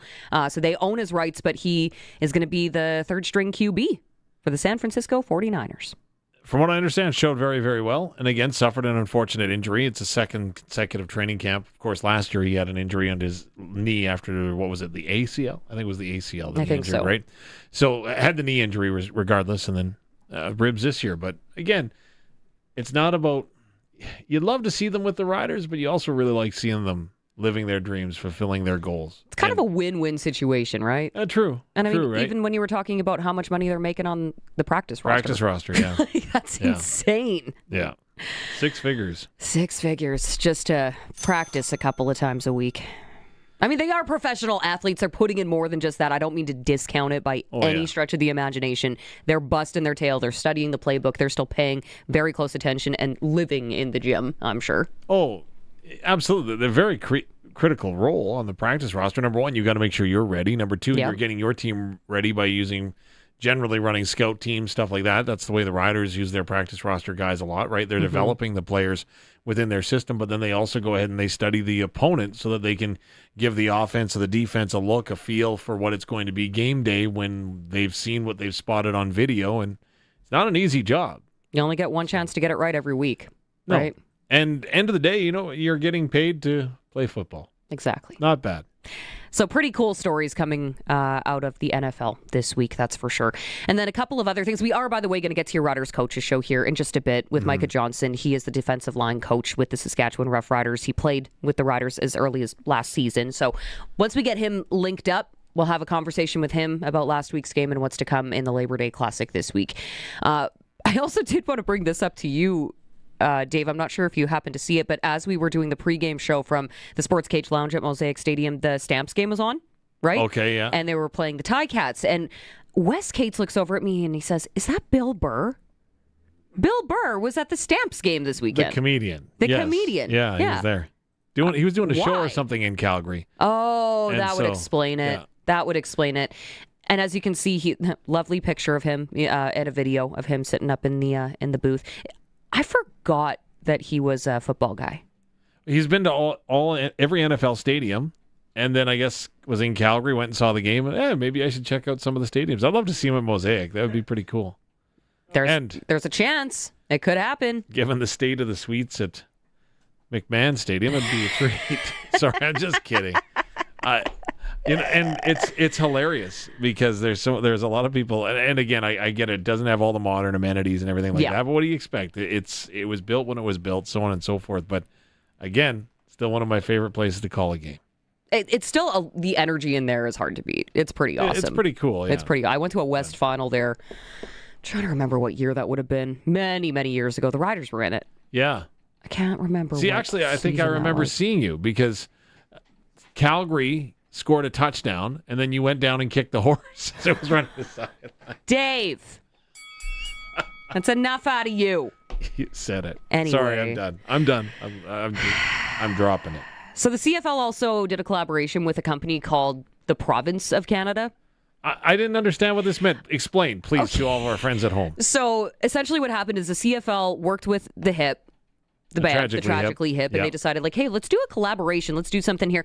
For those who don't know, this is the 10-year anniversary of the Man Machine Poem Tour, the final tour that they did before Gord Downey passed away. That's when they did limited shows, 6 shows across Canada, finishing in Kingston, Ontario, their hometown.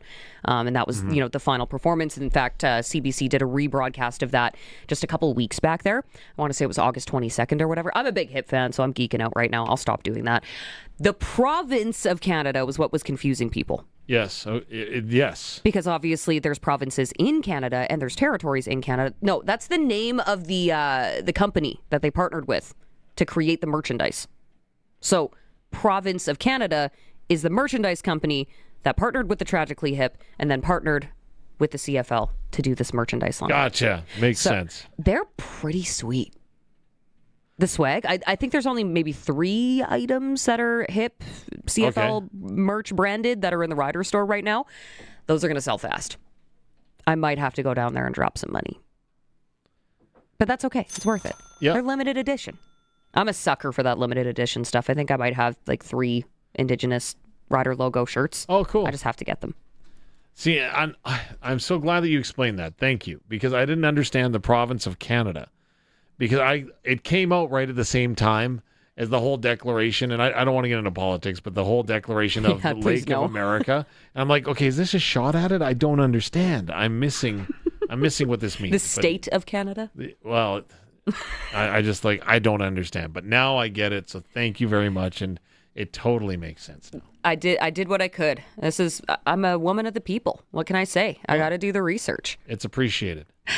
So, yes, we are still going to get to Micah Johnson here in just a little bit on the Riders Coaches Show for Steelcraft Doors. So as we wait to get him linked up here, we should also talk a little bit about the receivers coming off of this 28-24 win for the Saskatchewan Roughriders when Toronto was in town this past week. Because we talked a lot about special teams, talked a little bit about the defense. We're going to dive deeper into that as the show goes on here. But one of the conversations that we had post-game was from one of the top receivers of the night, and that was Del Duncan Busby. I caught up with him after the win. I'm down here with Del Duncan Busby, of course, tonight, 4 receptions, 82 yards, and a touchdown. Talk a little bit about that touchdown reception and what you saw from the pass coming from Trevor. Trev threw up a perfect ball. Knew that it was going to be man coverage, so I figured I had an opportunity on the route. Won the route. The rest is history. Now, you did take the win tonight. However, there were some times where your team struggled offensively tonight. So without having a chance to look at tape yet, what do you guys want to clean up? Just being a little bit better on first down. I think that's the big emphasis that we've been talking about for the last couple of weeks, being a little bit better on first down. And then, we're one of the best second down and long teams in the league. So we just want to keep that rolling. And honestly, we just don't want to make it as hard on ourselves on second down. Now, talk about those young receivers who have stepped up now that you guys are battling some injuries this season. Those guys have put in tremendous effort. Obviously, like Dylan, Daniel, Mims, all those guys, they put in great work this offseason, throughout the season to know the playbook. They're moving around in different positions. So that's just really a testament to those young guys putting in the extra work. Now, finally, I saw you up on the bench, hyping up the crowd at the end of this game, deep into the fourth quarter. Just talk about how cool it is to see this building sold out. Oh, man, it's so cool, man. I love it. 13th man is the best in the whole league, man. So I love that everybody came out. And this right here was a little preview for what's to come next week, man. We're just going out there, just go out there, ball, and just do what we got to do. Enjoy the win, Del. We'll see you next week. Thank you very much. Dal Duncan Busby sideline after the win, 28-24 for the Green and White. Actually, we got a text here on the Prairie Land Rentals text line, 306-936-6262 if you want to join in the conversation. Karen said, good win for the Riders. Not pretty, but they were able to pull it off.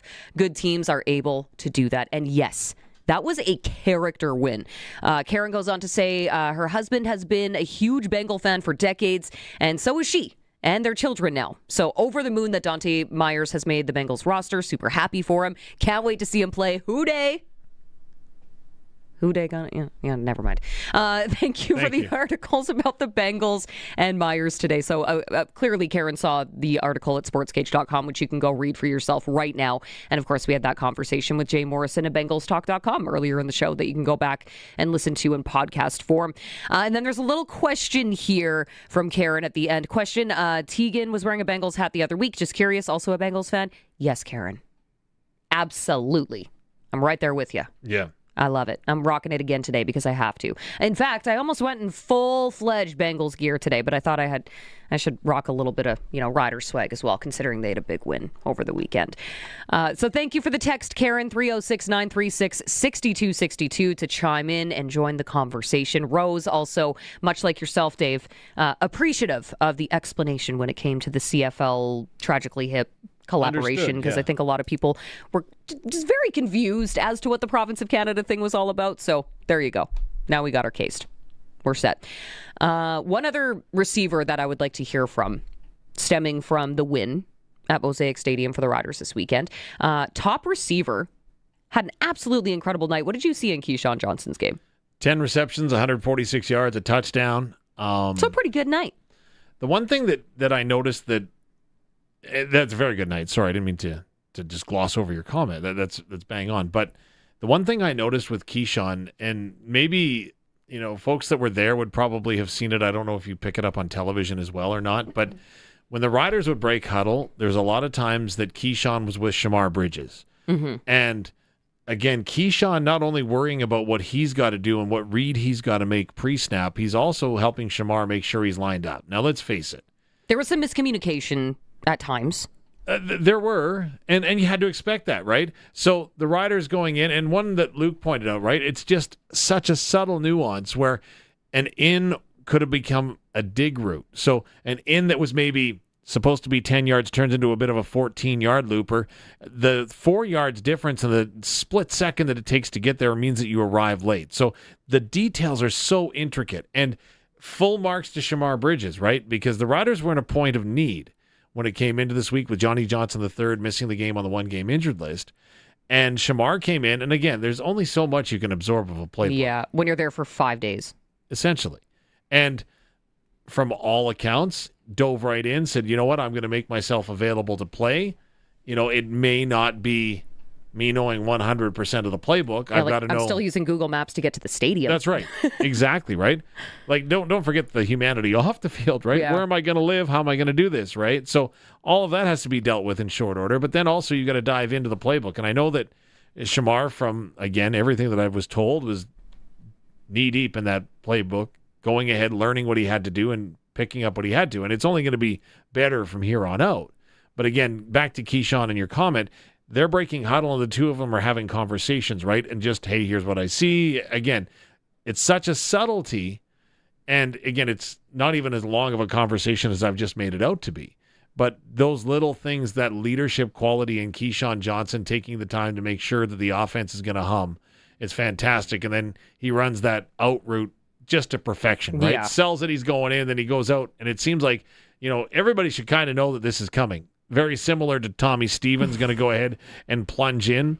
You should know that out route is coming, but they have perfected it so well that he keeps just getting open. And his touchdown sellies are even getting better with time. Like they keep getting better and improving.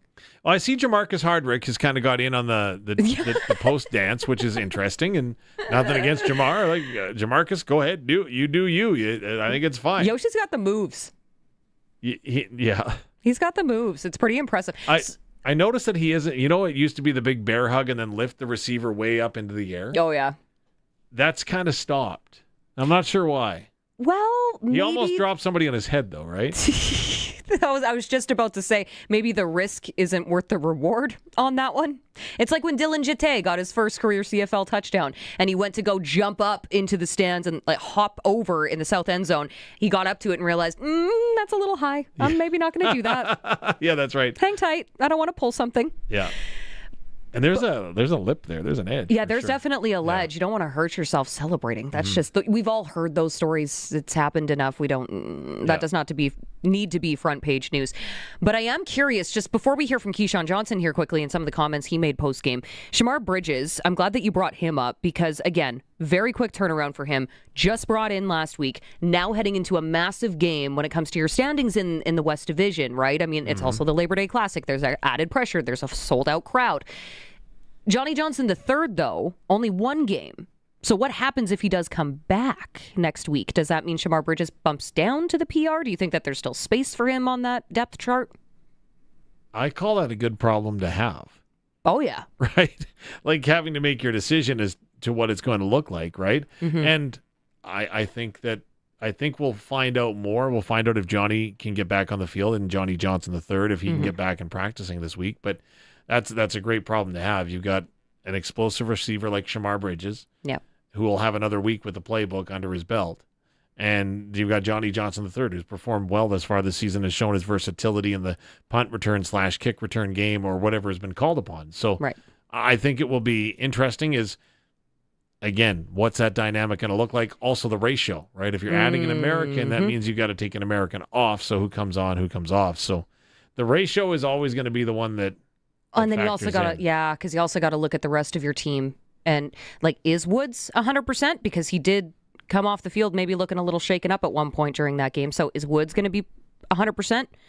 Yeah. Is Nick Weeb going to be 100%? Again, with the ratio, right? I know it's a totally different group of players in a different position altogether, but all of these factors need to be taken into account. That's why I do not envy coaches in the CFL, because it's like putting together a puzzle. Where does everything fit?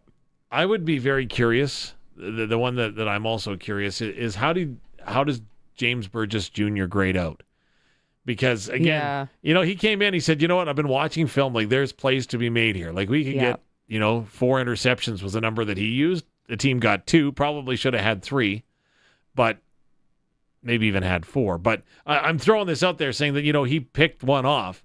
And it was a nice interception, made the right read, stepped in front of the man from where he was supposed to be. So, again, clearly did the homework on the play to make the play. Now, where does he fit in, right? So, are you going to go back? Or is Jackson Ford going to be healthy so you can bring a Canadian onto the roster at safety and then move Nelson back to the corner where James Burgess Jr. was? Or, again, there's a lot of different plays that can be made here. And right now, again, you're dealing, I would suggest, from a hand of strength, not a hand of weakness where you have to make a change due to injury. You've got an opportunity to make a change to make the team better. And that former U of S Husky, Lacombo, looked pretty good at safety. Well, and that's, again, Corey Mace told me. He said he could be the best corner in this league.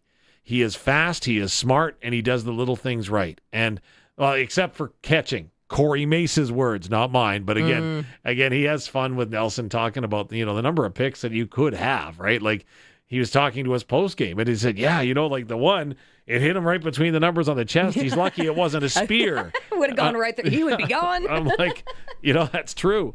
And like again, Nelson Lacombo is really, in college he played half, and then they moved him to the corner, and he just would take away whoever it was that they were up against, whether it was the Philpotts. So again, he couldn't take away both Philpotts when he's playing them in college, but he would be lined up against one of them. Yeah. And that was what he did at the University of Saskatchewan. He's brought it to Saskatchewan, and I thought it was interesting that they moved him to safety because he never, ever played safety in college. A lot of time players will be moved to the safety spot or the more, air quotes, traditional Canadian spots, you know what I mean, on your roster, but they didn't do that with Nelson. They at the university level. Then they brought him to Saskatchewan, and that's what he did, right? So, again, very high IQ, and it's going to be interesting to see what they slot. Yeah, I'm looking forward to the Riders getting back on the field this week just to kind of see how things are going to shake out against the Bombers, and especially with, Tommy Neild making his return to Saskatchewan this weekend as well. Tommy Neild will be very interesting. I'm just really curious about the Winnipeg Blue Bombers, and again, you could make this argument for a lot of teams in the CFL this year, right? With so much parity across the league. Sorry, except for Ottawa. But I'm just saying, like, what are you going to go ahead and just see which Winnipeg team is going to come in? Is it the team that I thought used the new rules masterfully against Montreal and maybe laid a bit of a roadmap for how you can beat the Alouettes by just sheer, utter clock control? There was a lot of people, I am willing to guarantee, that made a lot of... if they made a sprinkle, they probably were very happy with their handsome return after that loss by the Owls. Yeah. Because I was not expecting that. But there had to be a slip up at some point, right? Oh. Montreal is a good team. Dare I say, the best team in the league. Oh, so for at sure. some point, you're going to have a slip up. You're going to make the mistakes. I just wasn't expecting it to... I knew it would come to a West Division team, but I wasn't expecting it to be the Bombers. But what I'll say the Bombers did was they did exactly what the Roughriders did in the second half. Yep. They controlled the ball. They dictated the pace of the game. I think that Chad Kelly and the Toronto Argonauts like to go quick, just like Davis Alexander and the Montreal Alouettes. So look at the time of possession for the Riders and the Argos. 36 minutes, 32 seconds for the Riders. 36 minutes, 23 minutes for the Argos. So the Riders had the ball a full 13 minutes more than the Argos did. They had it for almost an entire quarter longer than the Argos. So the best defense sometimes is your offense keeping the opposition off the field. That's what Winnipeg did, and I would venture to say that's exactly what they're going to try to do with Brady Oliveira coming in to try to control the clock. Now, Toronto, and I don't know if this is what led to their demise or not, they had 4 rushing attempts through the ball game. 4 rushing attempts. So that's tough. And so, like I say, Brady Oliveira is going to come in, and if they can move the ball, and that's where Micah Johnson and his defensive line are going to come in. If they're the ones that can make the stop and make the most of it, then that's where I think the game is really going to hinge. A question for you coming in on the Prairie Land Rentals text line, 306-936-6262 from Baden? I really hope I'm saying your name correctly. Olette and Schaefer, you were just talking about the run game. When is Olette expected to return? Isn't he supposed to be close? Because he was 6 game, right? He's 6 game. And that was, I don't even know how many weeks ago now. He was on game 4, game 5. So potentially after the bye week then. Potentially. I think the 6 would expire after this game. If I'm not mistaken, I will double check and I will let you know here in about 35 seconds. But while I'm looking that up, again, I'm not a medical doctor. No, and we never claim to be. No, I like to play one. We don't save lives for a living. We just talk on the radio. Like to play one on, yeah, absolutely. Yeah. And that's that's the most common question that I get, right, all the time is when are we going to see KSB? When are we going to potentially see AJ Olette come back into the lineup? And they're very valid questions. The thing is that what's the long-term strategy, right? You want to make sure that they come back and they don't push it. Like, I don't know what percentage Samuel Emelis was back when he came back into the lineup, if you know what I mean. And then unfortunately got banged up again, and now he's out on the 6 game, and it was instant 6 game, right? It wasn't like, okay, we're going to feel it out for a week and then decide. It was, immediate 6 game injured list, which is a little concerning. It's hard to say, and plus when the players are on the 6 game injured list, they technically can't practice. You know what I mean? So, again, you're looking over 4 games now. Game 5 coming up for AJ Olette and his knee injury. So, again, I think patience is going to be what we see this week at practice. We may see them start to ramp up because once you get to that 4 game mark, you can start to do the ramp up. So it's not just like you show up and you play. So I would love to absolutely say definitively that they'll both come back after 6 games expire. I can't do that, but I'm hoping. Yeah. Absolutely hoping. I mean, again, it's a moving target, and the human body is so unpredictable. You just never know, and you don't want to take the risk if you don't have to. So if you're watching the live stream there, of course, you can see the game that Olette went down. I had no concept of how many weeks it had been. No. But hopefully we see Kean Schaefer-Baker and AJ Olette returning in short order. One of the other things that came up, And yes, we are trying to still get to your Riders coaches show ready to rock here right away. So if we can get Micah Johnson, defensive line coach, to join us here in a moment, we certainly will, because we're looking forward to chatting with him. Riders coaches show, by the way, for Steelcraft Doors, made in Western Canada for Western Canada, locations in Regina, Saskatoon, Prince Albert, and servicing all of Saskatchewan. There is so much more that we can get to here stemming from that Rider win over the Toronto Argonauts at Mosaic Stadium this past weekend. Like that one package that they're putting together with Tommy Stevens and then Trevor Harris out as a receiver. We got to dive into that a little bit more later. You saw what I saw, right? Yeah, I saw it. But it was a shuck and jive, though. It wasn't. Quick, just, I know that you want me to be quiet, but real quick. Trevor Harris went and lined up at his receiver spot on the short yardage unit, and nobody from the Argos followed him. Like, he was there standing alone. But just as Tommy Stevens went and stepped under center, then there was a defensive back that sprinted out. So I don't know if he would have actually got there in any time or not, but it was the Argos trying to goat the Riders into throwing the ball, saying, okay, we can't stop Tommy Stevens. Let's see if we can force him into throwing or make it enticing for him to do so. It seems like way too big of a risk to throw a ball to Trevor Harris in that situation. Not only because of ball security, but just the sheer concept of having Trevor out there as a receiver and being tackled. Well, that's why you do it goal line only, right? Well, yeah. You don't want to have to make him run 25 yards. But yeah, like, heck no.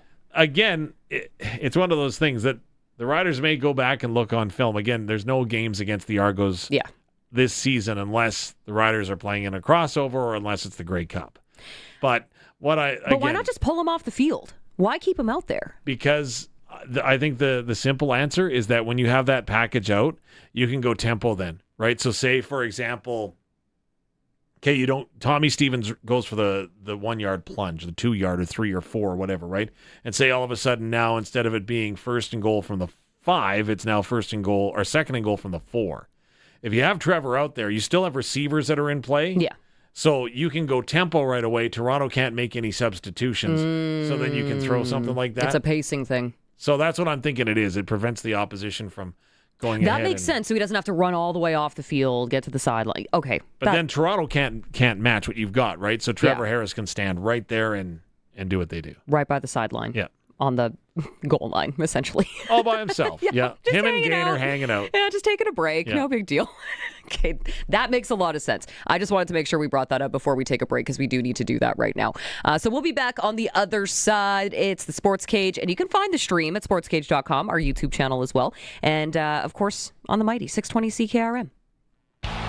The Labor Day Classic is this Sunday, and the Riders Foundation 50-50 is going to be huge. Last year's jackpot was over $1.4 million. How big will it get this year? You want a little more than a massive jackpot? Get your 50-50 tickets before 10 p.m. on Saturday, and you'll also be in for a Costa Rica vacation. Don't get hit with regret. Get your tickets now at riders5050.ca and go Riders! Riders 50-50 is presented by ISC.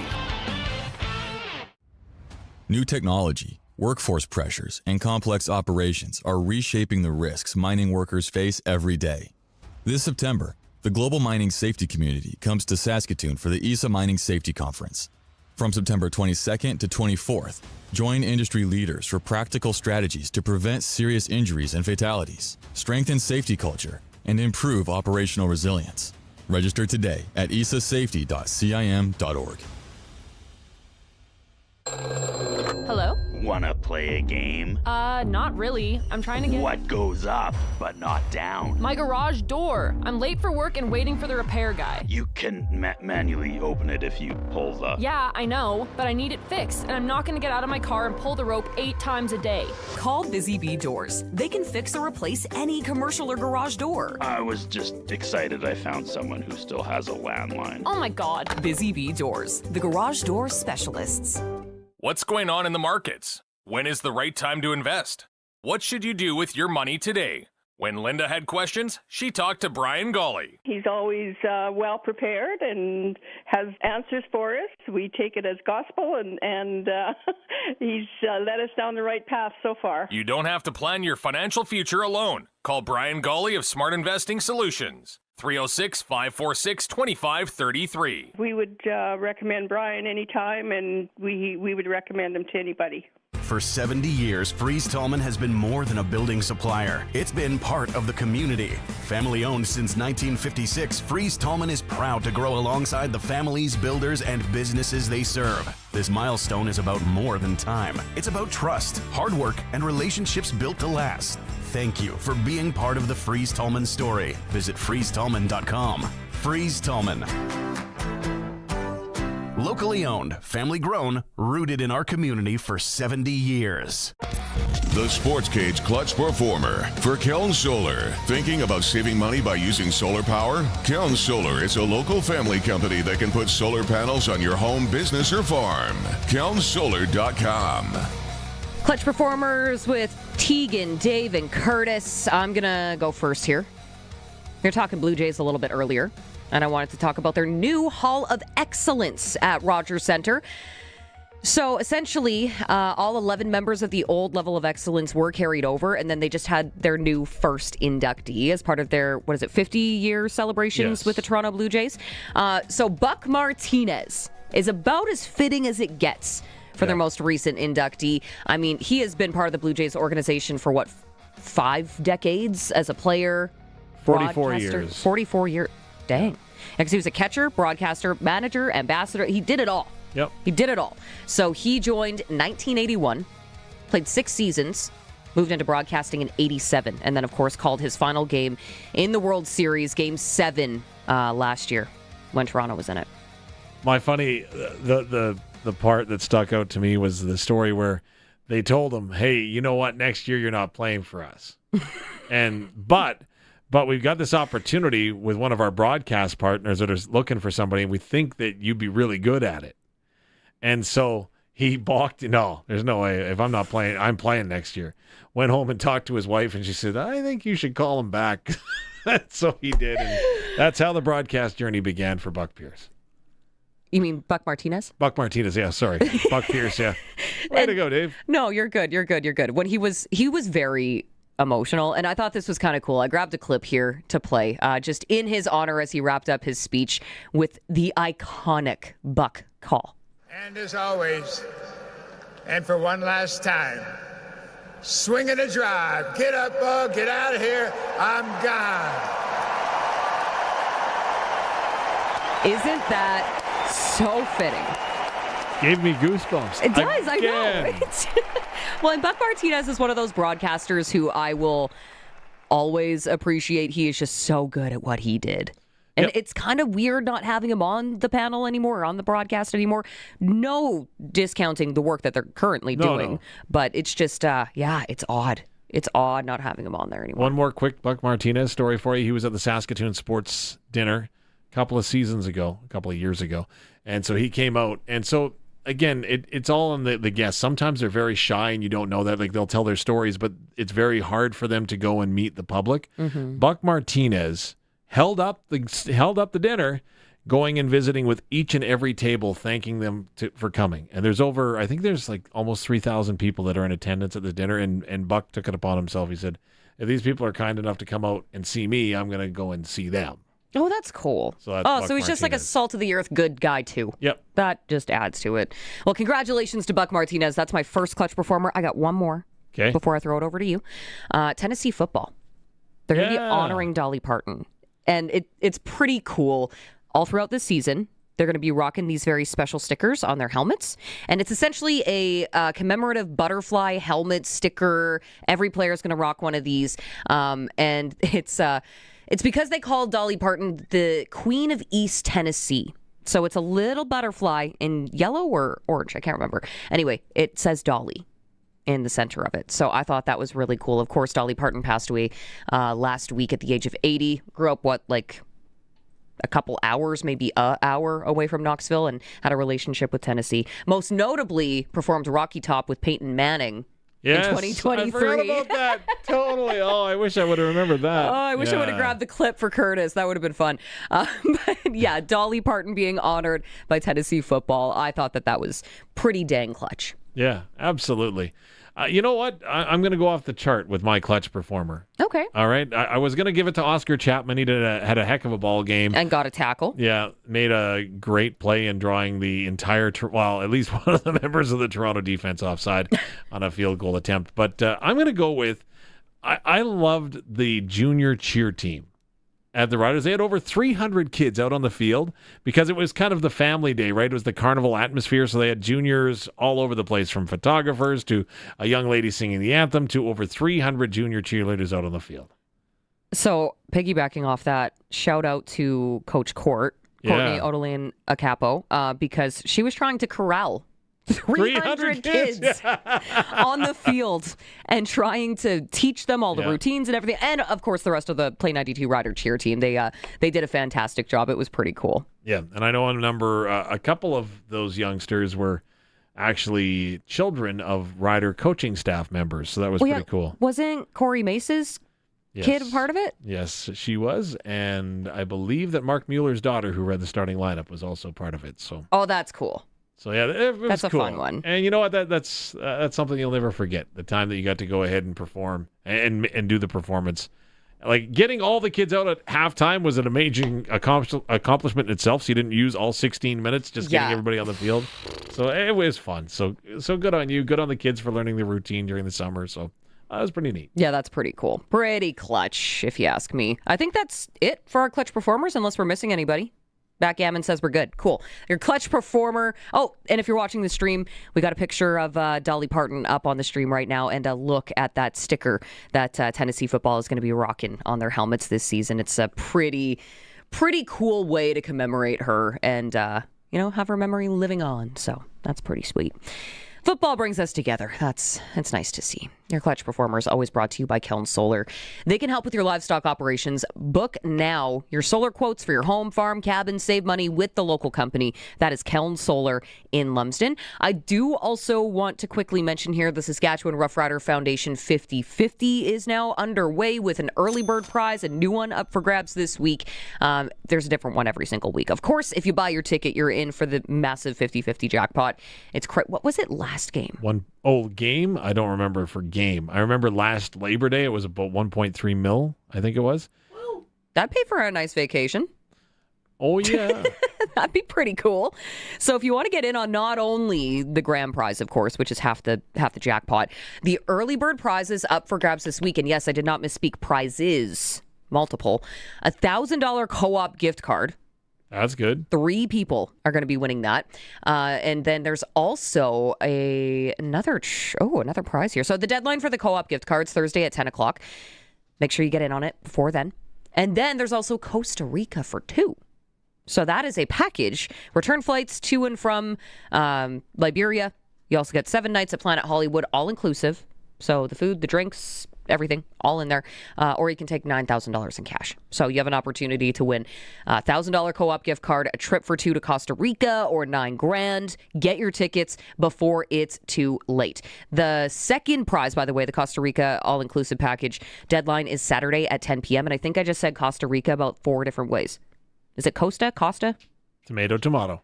I think it depends on how you want to do it. It's a hot destination vacation that you can take in the dead of winter if you want. That sounds like a good January trip, in my opinion. I'm so afraid that the text line is going to go off the charts, or maybe our YouTube chat going to go off the rails when I ask the question, "What's wrong with me?" But when you said that there was three people were going to share the $1,000 gift card to Co-op, I'm like, so what if I don't know the other 2 people? Is what I'm thinking in my head. There's $3,000 gift cards, right? Yes. No, I'm serious. That's Did what I'm. No, I'm just contemplating in my head. Like that's how I heard it. I'm like, so what if I don't know these people that have how are we gonna? Never mind. How do you split it? $333.33 each. Yeah, exactly. I understand that math. I'm mathing. I'm just not figuring out the logistical way that we're going to go ahead and execute the program. But got it. Everybody gets $1,000. Yeah. Everybody gets $1,000. Yeah, Thank you. gets $1,000. Yeah, 3 people. 3 people. Like I said, I don't know what's wrong with me. It's a Monday. It's fine. I usually don't make sense on good days either. So I should also should we pick the score right now, or do we want to do sprinkle of the day first? I think we'll. Sprinkle? Yeah, you're right. Let's go, Curtis. Let's do right. Sprinkle of the day. Haven't decided what I'm going to sprinkle on yet today. There's too many options. But if you haven't participated in this before, do so responsibly. Make sure you're over the age of 18. Go to sportselect.com. You can make your picks online, generate the QR code, go to your local Lotto Spot retailer. Boom, you're done. Let's look at the Labor Day Classic because it's right in front of me, and it's fun. It's fun to look at these. Yeah. So, wow. Okay. The point spread is 5.5. I was expecting it to be a little closer than that. That's what I was wowing at. Yeah. So point spread 5.5. Riders favorites. Over under 57.5. I guess that's not that out of the scope of reality. No. I'd probably take the over though. It might be a shootout. Yeah. With a rowdy crowd. Oh, yeah. It's Labor Day. It's the Sunday of the long weekend. It's kind of the last hurrah for kids as they kind of get back into school and the routine and all of that jazz, right? So I think that fans are going to be fired up. Winnipeg travels well. Say what you want about Winnipeg and the Blue Bombers, but their fans are passionate and they travel exceptionally well. I think it's going to be I think it's going to be tight. I don't like that point spread. I'm not taking that. I'm just checking out the forecast, the early forecast for what we're calling for on Sunday so far. And right now, it looks like we're going to see a mix of sun and cloud at a temperature of about 23 degrees. So kind of perfect football weather. Yeah, very little wind. So, yeah. Although, there was very little wind to start this past weekend's game. And then before I knew it, my hair was blowing all over the place. Got really cold really fast. It was nice, though, because there was a ton of bugs on the field for the first half. Okay. Which is very unusual. That usually doesn't happen. We were inundated with them at practice last week. Oh, were you? But still. Ooh. Okay, anyways. Okay, noted. All right, so that's what we're looking at for the Labor Day Classic here in Regina. Do we want to look at the Ontario version between the Argos and Ticats? Sure. Over-under on this one. Okay, that's a bit higher, 58.5. Mm-hmm. Oh, who do you even take in this one? I mean, Toronto's the favorite. Toronto's the favorite. Hamilton had a chance in Calgary. Mm-hmm. Full marks to the Stamps for coming back, and Dietrich Mills asserting himself as the dominant running back that he can be. I don't know. Again, these are two teams now on the flip side where it's kind of the opposite of Saskatchewan, Winnipeg. These are two teams coming off losses and probably going to be hungry for a win in front of the big crowd, right? I mean, Hamilton, I've heard it's hard to play there.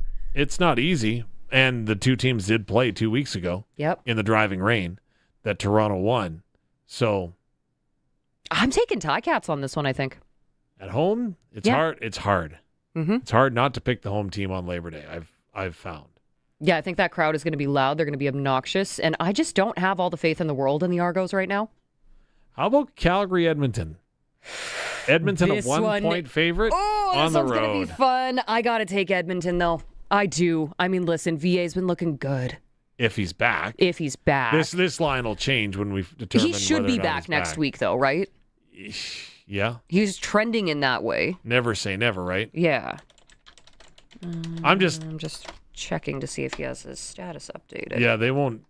Yeah, because they play Monday, they won't go to practice till Thursday, so they've got a nice long week, unlike BC, who are staying in Ontario. That's unfortunate.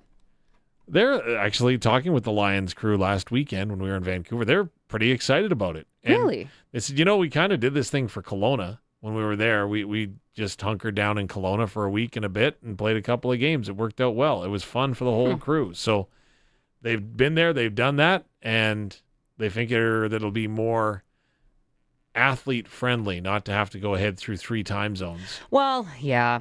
I mean, you might as well just hang out. Yeah. Is it 3? Weather's not bad out there. 3 time zones. So. Yeah, okay. Return timeline. Yeah, I can't. Again, CFL website. It's all new. So every link that you click doesn't work. They're all broken. Okay. Imagine that. Issues with the CFL website, Dave. Don't. It's new. They're working out the bugs. It'll be okay. Well, why do you got to pull off the old website? Start them both in town. I don't know. I don't like it. I'm not adverse to change, but I don't like it. Go back. Because this new website isn't any better. I don't know. Maybe it'll change. Give me an app. They promised us an app. It's coming. Is it? Yeah. By 2028? I don't know. I just said that it's coming. That's all I've been That's all I know. That's just what you've been told. Okay. What more do you want from me, people? I don't know. We might have to dig into it a little bit further. Maybe next week. We can call up Stuart Johnston. Okay, well, I'm not going to make a decision on the Stamps and Elks right now, although I am leaning towards the Elk. Consider, like, Josh Love, sure. If he's starting, they're probably still in an okay spot, but don't have, obviously, as much trust as I would in VA. Who are you taking in that one? Elk or Stamps? I think the Elks. I think you almost have to. Cody Fajardo and the Elks? Yeah. I think Calgary's difference maker is if Diedrich Mills can run the football. Yeah. And it's not easy against the front seven of Edmonton along the way, but I think that Diedrich Mills will determine the outcome of that game. Okay. Yeah. I can dig it. All right, all of our guests so far have been joining us on the Western Pizza Guest Hotline, by the way. Perfect pizza, generous amount of toppings, all the Greek favorites you love. And we probably should take a quick break here. We're still going to play SaskTel Pick the Score. We're also going to catch up with Crofty here in a bit and your ticker just around the corner. Should just quickly mention that for folks that were looking for Micah Johnson, our bad, little technical glitch. It's going to be sorted out. We're trying to hook up with Micah tomorrow. Okay. So, and yes. We're figuring it out. It's all good. We will get him on at some point this week because we have questions for the man, and I'm looking forward to it. We've got questions, and they need to be answered. Yes, so we will not let you down. He will be on the show this week. So for right now, won't be today, but we're hoping for tomorrow afternoon, hopefully around 3 o'clock or maybe 5:30. We'll keep you posted. We'll post that nice and early for you, but let's take that break now. It's the Sportscage, which you can join in the conversation by watching on YouTube, as well as sportscage.com. Join in the conversation anytime. Prairie Land Rentals text line 306-936-6262. It's a Sportscage on the home of Rider Nation, 620 CKRM and streaming at sportscage.com. If you've got a Steelcraft garage door, you've got a door with parts manufactured and assembled right here in Canada. A door with better insulation and seal, plus a warranty you're probably never going to use. And if you don't have a Steelcraft garage door, you should get one. Don't just hang a door, install a Steelcraft. Turn curb appeal into curb envy. Steelcraft door, Steelcraft door, Steelcraft door. We offer more. Steel-craft.ca. Winter shop schedules fill up fast. That's why now is the time to pre-book your WinterWorks AG equipment inspection at Redhead Equipment. Book before December 31st and receive 10% off labor. Want to save even more? Book and prepay by October 31st to receive an extra 10% off labor. It's a smart way to save money, avoid the spring rush, and ensure your equipment is field ready when the season begins. Book today by calling your local Redhead Equipment or find a location near you at redheadequipment.ca. Redhead Equipment, making tracks since 1948. Regina, it's time to rally behind your Rams. Regina Rams season tickets are on sale now and include admission to all 4 home games this season.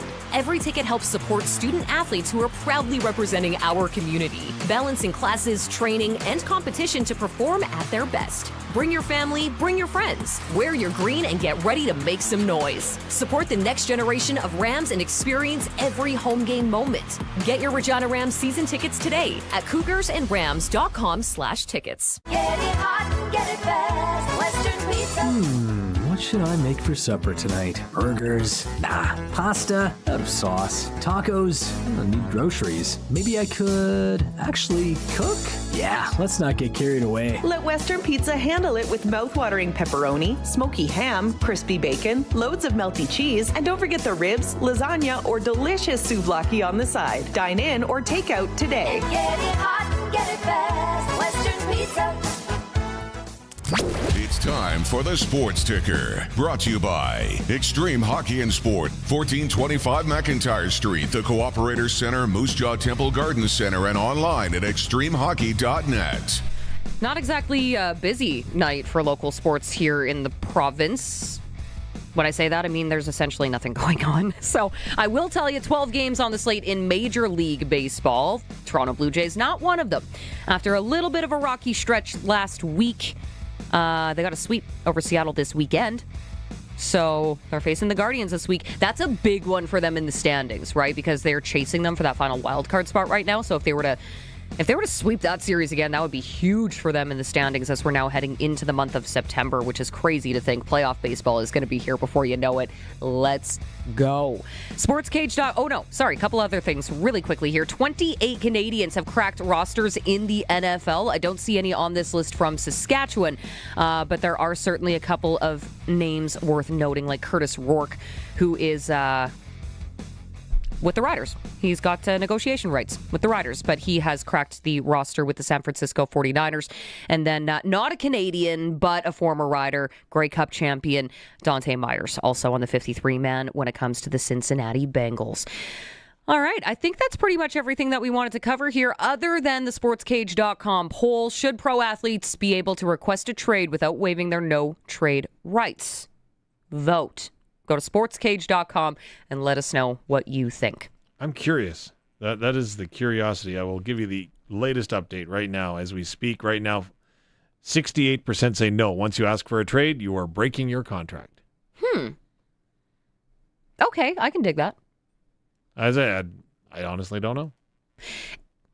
Yes, it's a contentious subject, so let us know what you think at sportscage.com or text us. Let us know if you want to dive into it deeper. Prairie Land Rentals text line 306-936-6262. Let's go out on the Western Pizza guest hotline and chat with our boy Crofty, who is putting on his radio announcer hat last week. I thought you were going to take my job there, Crofty. Yeah, your job is safe. Don't you worry. It's fun to do. It was fun. I enjoy it actually, but you guys are way smoother and make it way better, way more informative. Sharky and I just kind of fumble through some things. Well, I mean, you do also have a real job, and we'll get to Croft Electric here in just a moment. But were you tailgating at Mosaic Stadium? How was it? What were you serving up? We did. We had the Croft Electric tailgate. We had pierogies and wings this week. That's quite the combo. Yeah. My girlfriend put it together because we were busy in the yard working, and so she made that all up. And what we did is it took it and I have a Blackstone, and we just kind of gave everything a little warm up and a little bit of a char on the pierogies, and a little sour cream, and some homemade wings with homemade wing sauce. It was delightful. You got to be doing something fancy for Labor Day this week, I assume. Yeah, I'm looking forward to this week. I'm not sure exactly the menu. Watching the weather, I was thinking it would be maybe a chilly kind of Sunday, but I might save that for a little later when it is a little more chilly. We'll have some. This is the one I plan on being there. Maybe the full 5 hours. So there'll be some good snacks. Well, Crofty's getting at her this weekend. Yeah. Well, the rain that I'm seeing right now in southern Saskatchewan, the one thing that I'm jumping at is that I bet you there's some producers thinking about drying some grain right now, and maybe they don't have the necessary setup, but you can help out with that. 100%.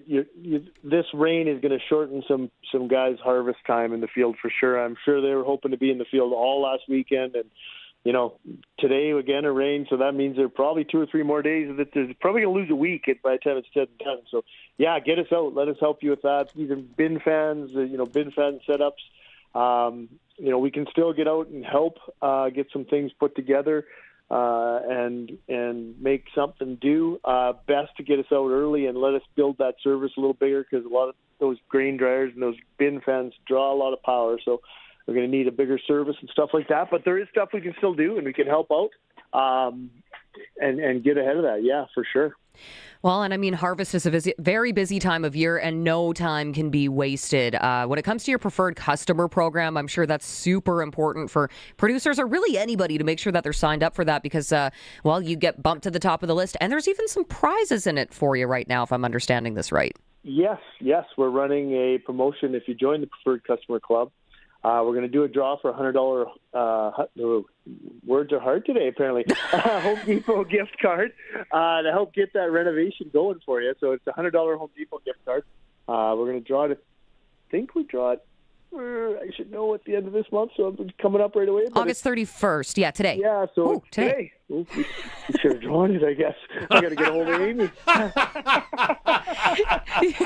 You used all of your words up on Friday, Crofty. Yeah, exactly.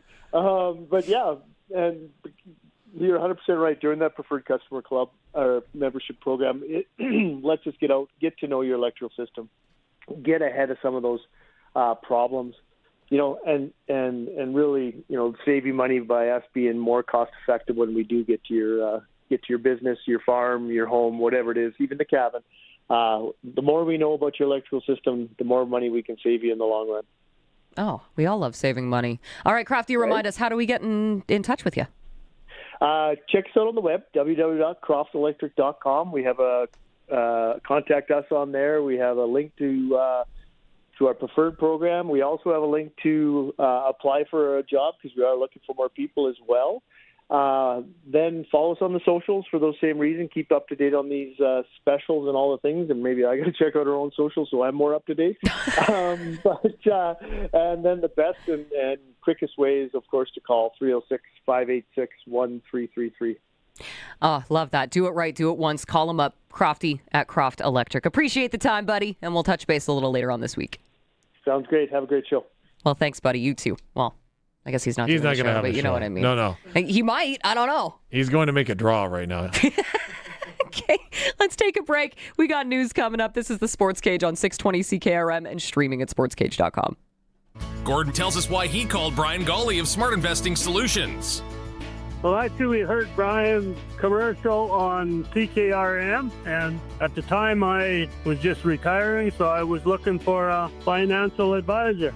I would recommend my family, friends, or anybody to contact Brian. He's a super knowledgeable fella. Don't guess with your money. Call Brian at 306-546-2533. SmartInvestingSolutions.ca.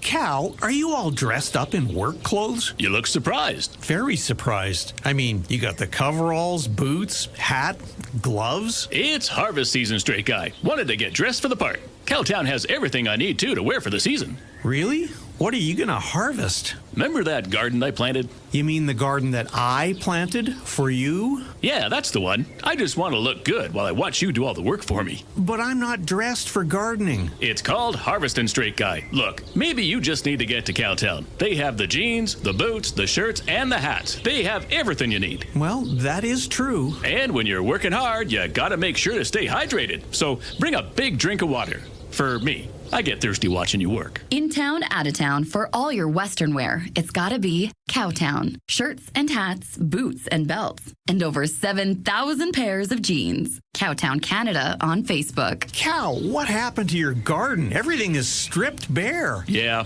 I've been snacking.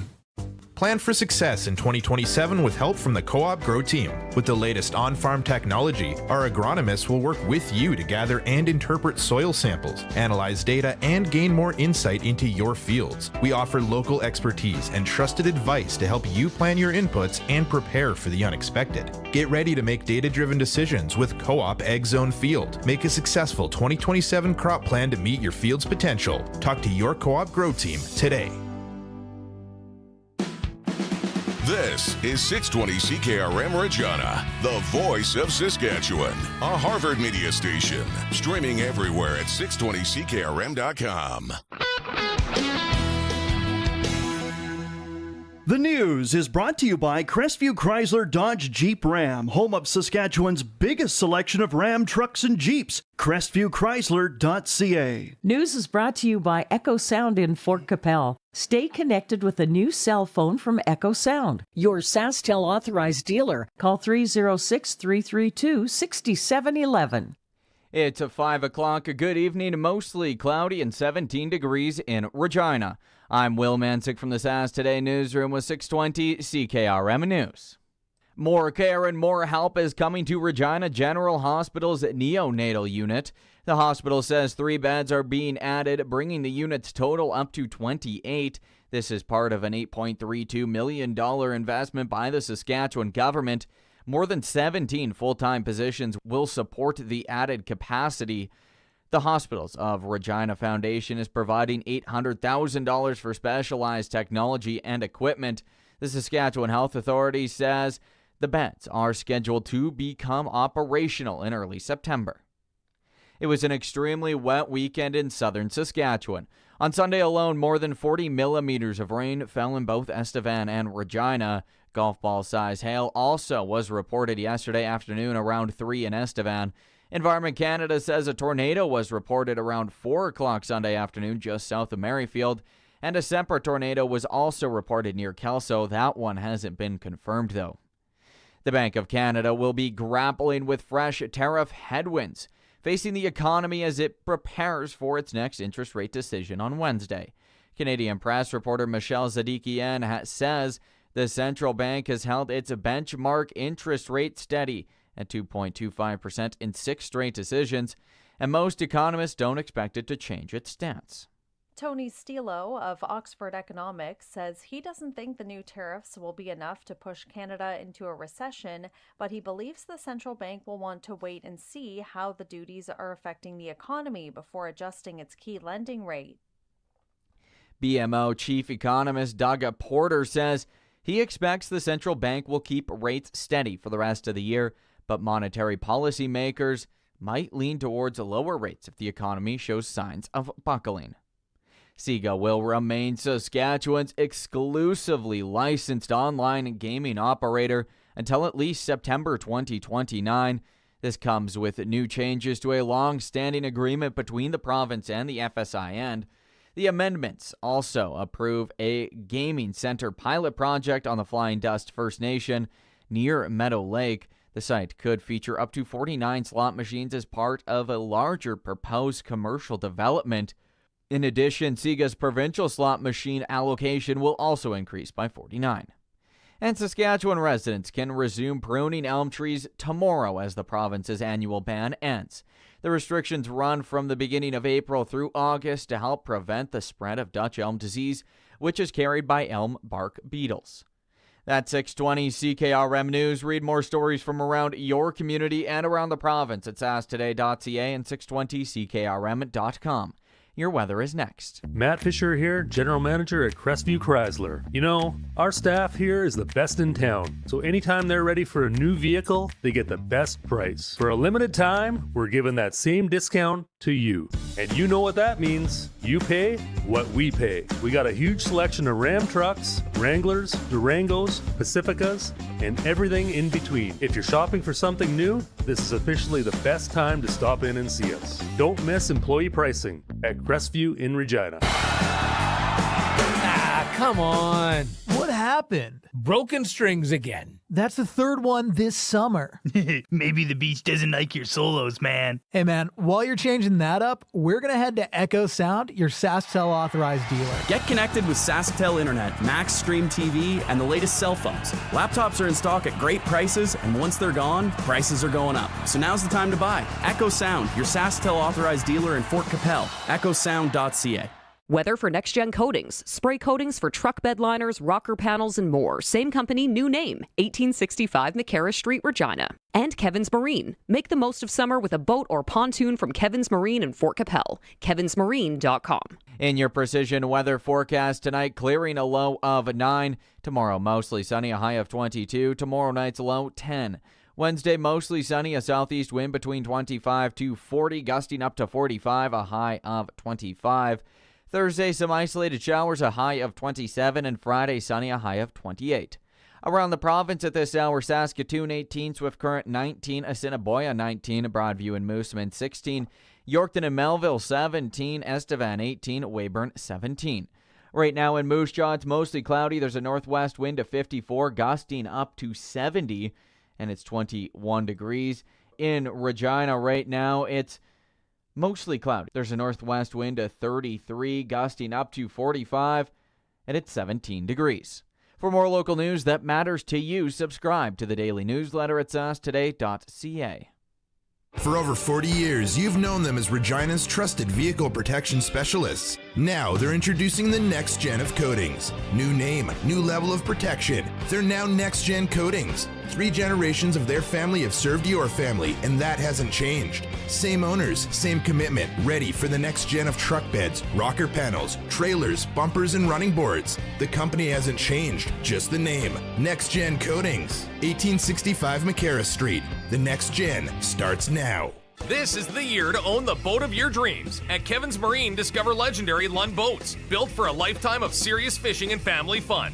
Stretch out and relax, or enjoy the day with family on a brand new pontoon from Bentley or Crest, or make a splash in a 4-wind sport boat, all powered by trusted Mercury 4-stroke motors. Right now, get manufacturer rebates, dealer discounts, and low payment financing. Make decking easy with Shoremaster aluminum docks and lifts. Visit Kevin's Marine in Fort Capel or kevinsmarine.com.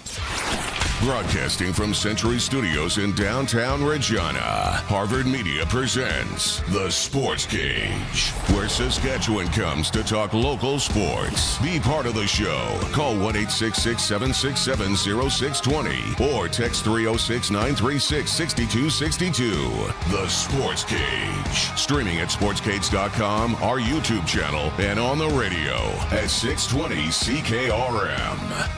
Yes, welcome back. Monday edition of the Sports Cage for Sask Today, the province's leading online news, ag, and sports portal. Check it out, sasktoday.ca. I'm Tegan Whitco, joined by voice of the Saskatchewan Roughriders, Dave Thomas, and Curtis Gammon, keeping us on the air, 620 CKRM, on the stream as well on sportscage.com, as well as our YouTube channel. And that's where you can join in the conversation and watch the stream as well.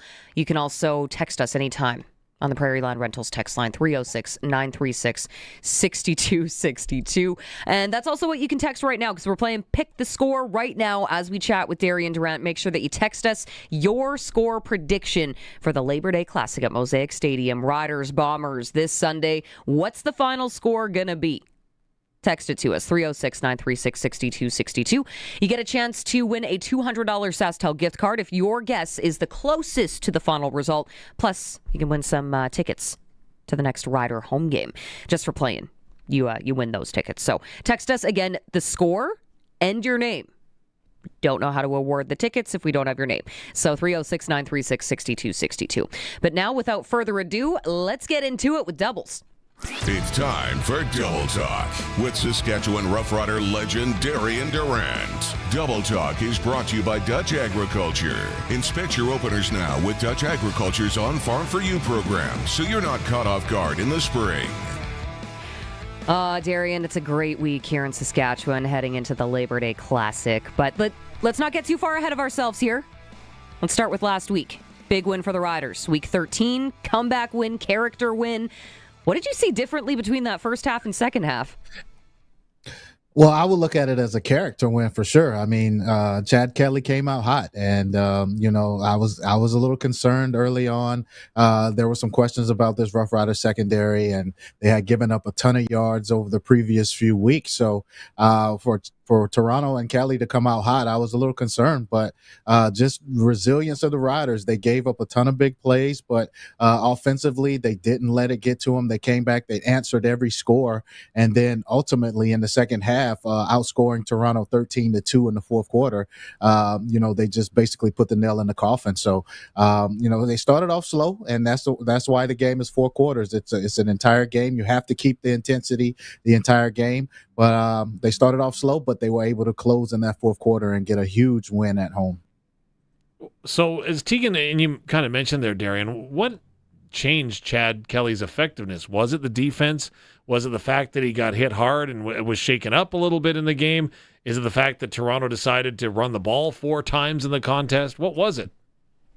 I think it's a combination of everything you just mentioned. With Chad Kelly, he's going to put it up for grabs, and the Rough Riders got their hands on a few of those balls and were able to come down with a couple interceptions as well. So, with the way this defense is designed, they play a lot of off coverage, and if you're not a guy that takes care of the ball, you're going to put it in harm's way. And Chad Kelly has been doing that all season. So, the Rough Riders knew that, and with Toronto, not committing to the run whatsoever, they allowed the secondary to just sit back and just take whatever gave them. So I don't understand why they didn't run the ball. They had plenty of opportunities. They had a lead, but you know what?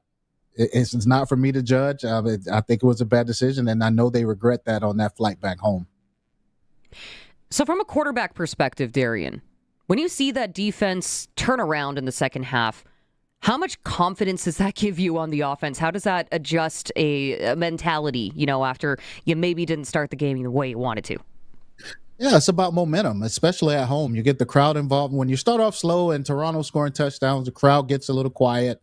There's some question marks that go in the air. But, once the offense can get going, the defense gets a few stops, the offense comes out, move the ball, whether it's 3 or if it's a touchdown, it's about puts on the board, chopping away at that lead, not letting Toronto advance that league. So with the defense making plays, the offense doing the exact same thing when they got the ball, you kind of feed off each other. Momentum gets there. The crowd gets involved. And, you could just feel the energy in the building just switching over to Saskatchewan as that game progressed.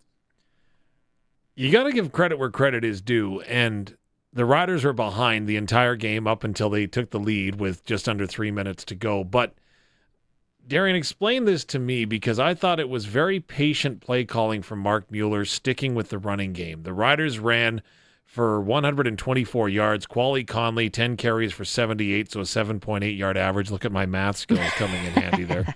But still got it. Would you agree with that? Like, the Riders are 5-0 now when they run for 100 yards plus in a football game. Like, how much patience is that? Is that just game plan?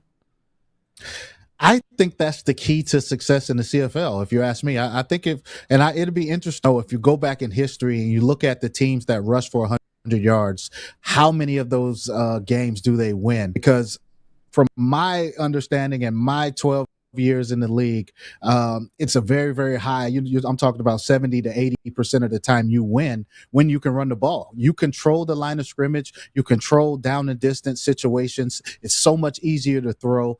It just makes the game so much easier for a quarterback. Trevor was able to just pick apart this defense, get whatever he wanted across the middle because they had to step up and respect the run game. So anytime a team is running the ball and they're having success with it, it's a high percentage of a chance you'll win the game. And, you saw a perfect example of that this weekend. You know what? It's funny because I did look up history today, which just happens to be a matter of fact. But it is true that any team that runs the ball and gains that 100 yards, their winning percentage is up there, as you alluded to. But if you go back in Saskatchewan Roughrider history, and I'll put this out to both you and Tegan, Darian, and I'll even put up my own Western pizza for you guys to enjoy if you get it right. In Saskatchewan Roughrider history, in those who have carried the ball 350 times or more, who has the highest yards per carry average in Saskatchewan Roughrider history? Oh, wow. Yards. Man, I would have to either go with, I think they're both my, I would have to either go with Corey Sheets or Wes Cates. How close am I there? Very close. See, I work with Wes every week, so I'm going to say Wes. It's not Wes, though. Oh, okay. Number 2. I would get in trouble if I didn't at least throw his name out there. Number 2 was Kenton Keith. Oh, wow. Oh. Number 1, Darian Durant. Well, I don't count. Yes, man. Do. I'm a quarterback. You do. You have over 376 carries, averaging 7.8 times every time that you left the line of scrimmage carrying the football, which outdid everyone by almost a full yard, which is something to take credit for. But that's the running game, isn't it? Dang. Yeah, it's a part of it. You're right, man. And you add Tommy Stevens to this, even though he's a quarterback, he's not a true running. Those yards count, and it's demoralizing to the defense when a quarterback can come in and get first downs, or when you sit back in coverage, the quarterback tucks the ball and he's able to pick up yards. So you're right, man. It all counts, and it all hurts the defense in different ways. I'm glad that you did bring up Tommy Stevens' name, because Dave and I were talking about this a little bit earlier on with the Tommy Stevens package that had Trevor Harris out as a receiver kind of by the sideline there. What did you make of that play? No, I think it's just setting something up. I mean, the defense, they're just waiting on the defense to fall asleep to even think that Trevor's just going on the sideline. It's a substitution. And Trevor's one day, and it's going to be in a big game, mark my word, Trevor's going to hang out on that sideline right close to out of bounds, and he's going to go right up the sideline for a touchdown. So it's just a setup. Trust me, they're going to make it happen. I like it. Get back to running for just a moment with quarterbacks, and obviously, you took your skill seriously, right, in perfecting your craft, Darian. Can you explain to me, I'll qualify this. One of the most intriguing moments this past week at practice was when Tommy Stevens took it upon himself in indie drills and went and worked out with the running backs. He was practicing stiff arms, and he was talking with Andrew Harris at great length during one of the periods to go over what he could do to make himself better. I've heard of quarterbacks learning to slide from ball players, so on and so forth. How did you perfect that craft? I think it's just it comes natural, and I think that I wish it was something you could teach or it's something you can explain, but holes open and close so fast on the line of scrimmage. Guys, especially defensive linemen, they can put their head in one gap and then be able to recover to take another gap away. So I think it's all instinctive. And I think what Tommy was with Andrew about is how do you read some of those techniques from the defensive lineman? How can I find a hole on some of these plays to turn a 2 or 3 yard gain into a 20 or 30 yard gain, which we've seen over and over again. So Andrew Harris is the perfect guy to talk to about reading the line of scrimmage, reading defenders. And, look, we thought Tommy Stevens was a one-trick pony, right? We thought he was just a quarterback sneak guy, short yardage, then he's automatic. But this year, he's shown to take plays that are only supposed to go for 3 or 4 yards and take them 30, 40 yards. So it's definitely an element that teams have to prepare, and it makes the Riders that much more dangerous in the run game. Coming off of 2 straight losses on the road for the Riders, how big is that win on Saturday heading into Labor Day? Huge. I mean, I just couldn't imagine, the temperature in Saskatchewan if the Riders had let this game slip away this past weekend, going into this back-to-back with Winnipeg, because a lot of the times when you look at this series, the Labor Day, you kind of count it as a split. That's another interesting stat I would like to look up, the home series on Labor Day in the Banjo Bowl, how often it ends up in a split, because that's kind of what you look at in a situation like this. The Riders should get theirs at home, and Winnipeg should do the same. So if Toronto would have came into Mosaic and got a win, and then the Riders had to go into Labor Day and Banjo Bowl with the pressure, especially with Winnipeg winning in such a convincing way against Montreal, right? They have to be riding high. They're hot. They're feeling good about themselves. They have a chance to control their own destiny in the standings with Saskatchewan right there in front of them the next couple of weeks. So it would have been tough going into this back-to-back if the game didn't go their way. New look 5 receiver package for the Riders this week with some changes due to injury and others. Shamar Bridges, Keyshawn Johnson, Del Duncan Busby, Deshaun Mims, and Daniel Weeb were the 5 that started for Trevor Harris. What did you see in the receiving group and what you saw in dissecting the Riders passing game? Daniel Weeb, man, you put the ball in his hands. He can make it happen. I had no idea that he was so good with yak, which is yards after catch. But he's just showing his ability. A lot of guys, especially guys who come and just fill in for one of the stars in the league, they don't get the opportunity with the touches that you need to kind of get going. But he took advantage of every single touch that came his way. He made some huge plays for the Riders. So I'm excited to see him being featured moving forward, because it's going to be hard to take him out the lineup if he can keep making plays. What was giving him success? Was it the routes that he was running? You mentioned the yak yards, right? You got to make the catch first. Like, how was he used so well by Trevor? I think it starts with the run game. I mean, when the run game's going, now you have guys looking in the backfield. You get your one-on-one matchups on the outside, and that's when you get the ball to him right now and let him do what he does best. And I think that we talked about the run game and how important it is. And when you're running for 100 yards, how you get into the win column. Well, part of that is being able to throw, and you know exactly what coverage you have. And you know that there's no safety in the middle of the field, and you can take your chances and take your shots with your playmakers. Well, that comes strictly from being able to run the ball, and Toronto's defense had to respect that, and Daniel Weed took advantage of that, and Trevor knew how to get the ball to his playmakers, and it just looked great to see. So looking forward to seeing this connection moving forward, because if the Riders can continue to run the ball and run it effectively, then you'll see a lot more one-on-one opportunities downfield. So what are you going to be looking for now as we shift gears a little bit here into what's ahead for the Saskatchewan Roughriders, that matchup between the Riders and the Bombers? What's the most intriguing to Darian Durant? I think it's just this Rider secondary, man. They've been giving up a ton of yards. And, when you're dealing with a guy like Zach doesn't throw a lot of interceptions. So if you're going to be giving up these yards, you would think that Winnipeg would, seal some of these drives with some points because you have a quarterback that takes care of the ball a lot better than Chad Kelly does. So I'm kind of worried about this secondary and the health of the secondary. And you have a lot of young guys and different lineups and, the continuity may not be there, like it needs to be at this point in the season. So I'm just interested to see if the Rider defense and the secondary specifically can hold up against Winnipeg and Brady. And we talked about the run game, right? Brady Oliveira has been just running the rock. He's been getting, taking advantage of every touch he can. And if the Rider defense just happens to come up and try to stop the run, now you'll get the one-on-one opportunities, just like the Riders did this past weekend. We'll have those same opportunities. So I want the Riders, a secondary, be able to hold up against a quarterback that's more cautious with the football. Your thought on ball control. With the new 35-second play clock, we've started to see teams slow down the tempo of games and use that full 35 seconds to take control. And I guess maybe your best offense is defense, right? Or your best defense is offense, if you know what I mean. The Riders in the last game, 36 minutes to 22 over the Argos. The Winnipeg Blue Bombers in their victory over Montreal, 37 minutes, almost 38 minutes to 22 minutes. So how important is that ball control going to be?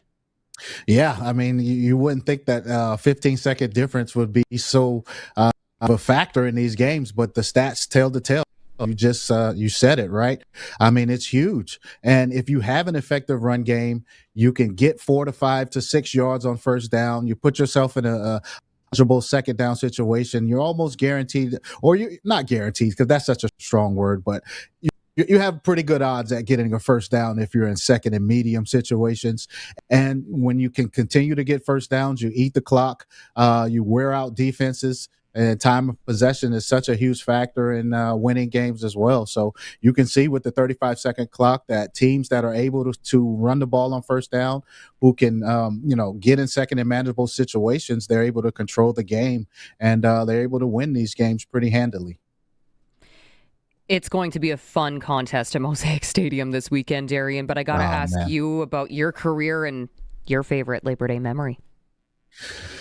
Wow. I mean, honestly, my favorite Labor Day memory is a game that I didn't even play in, and it's Kerry Joseph. It was the run for Kerry Joseph, to seal the deal against Winnipeg in 2007.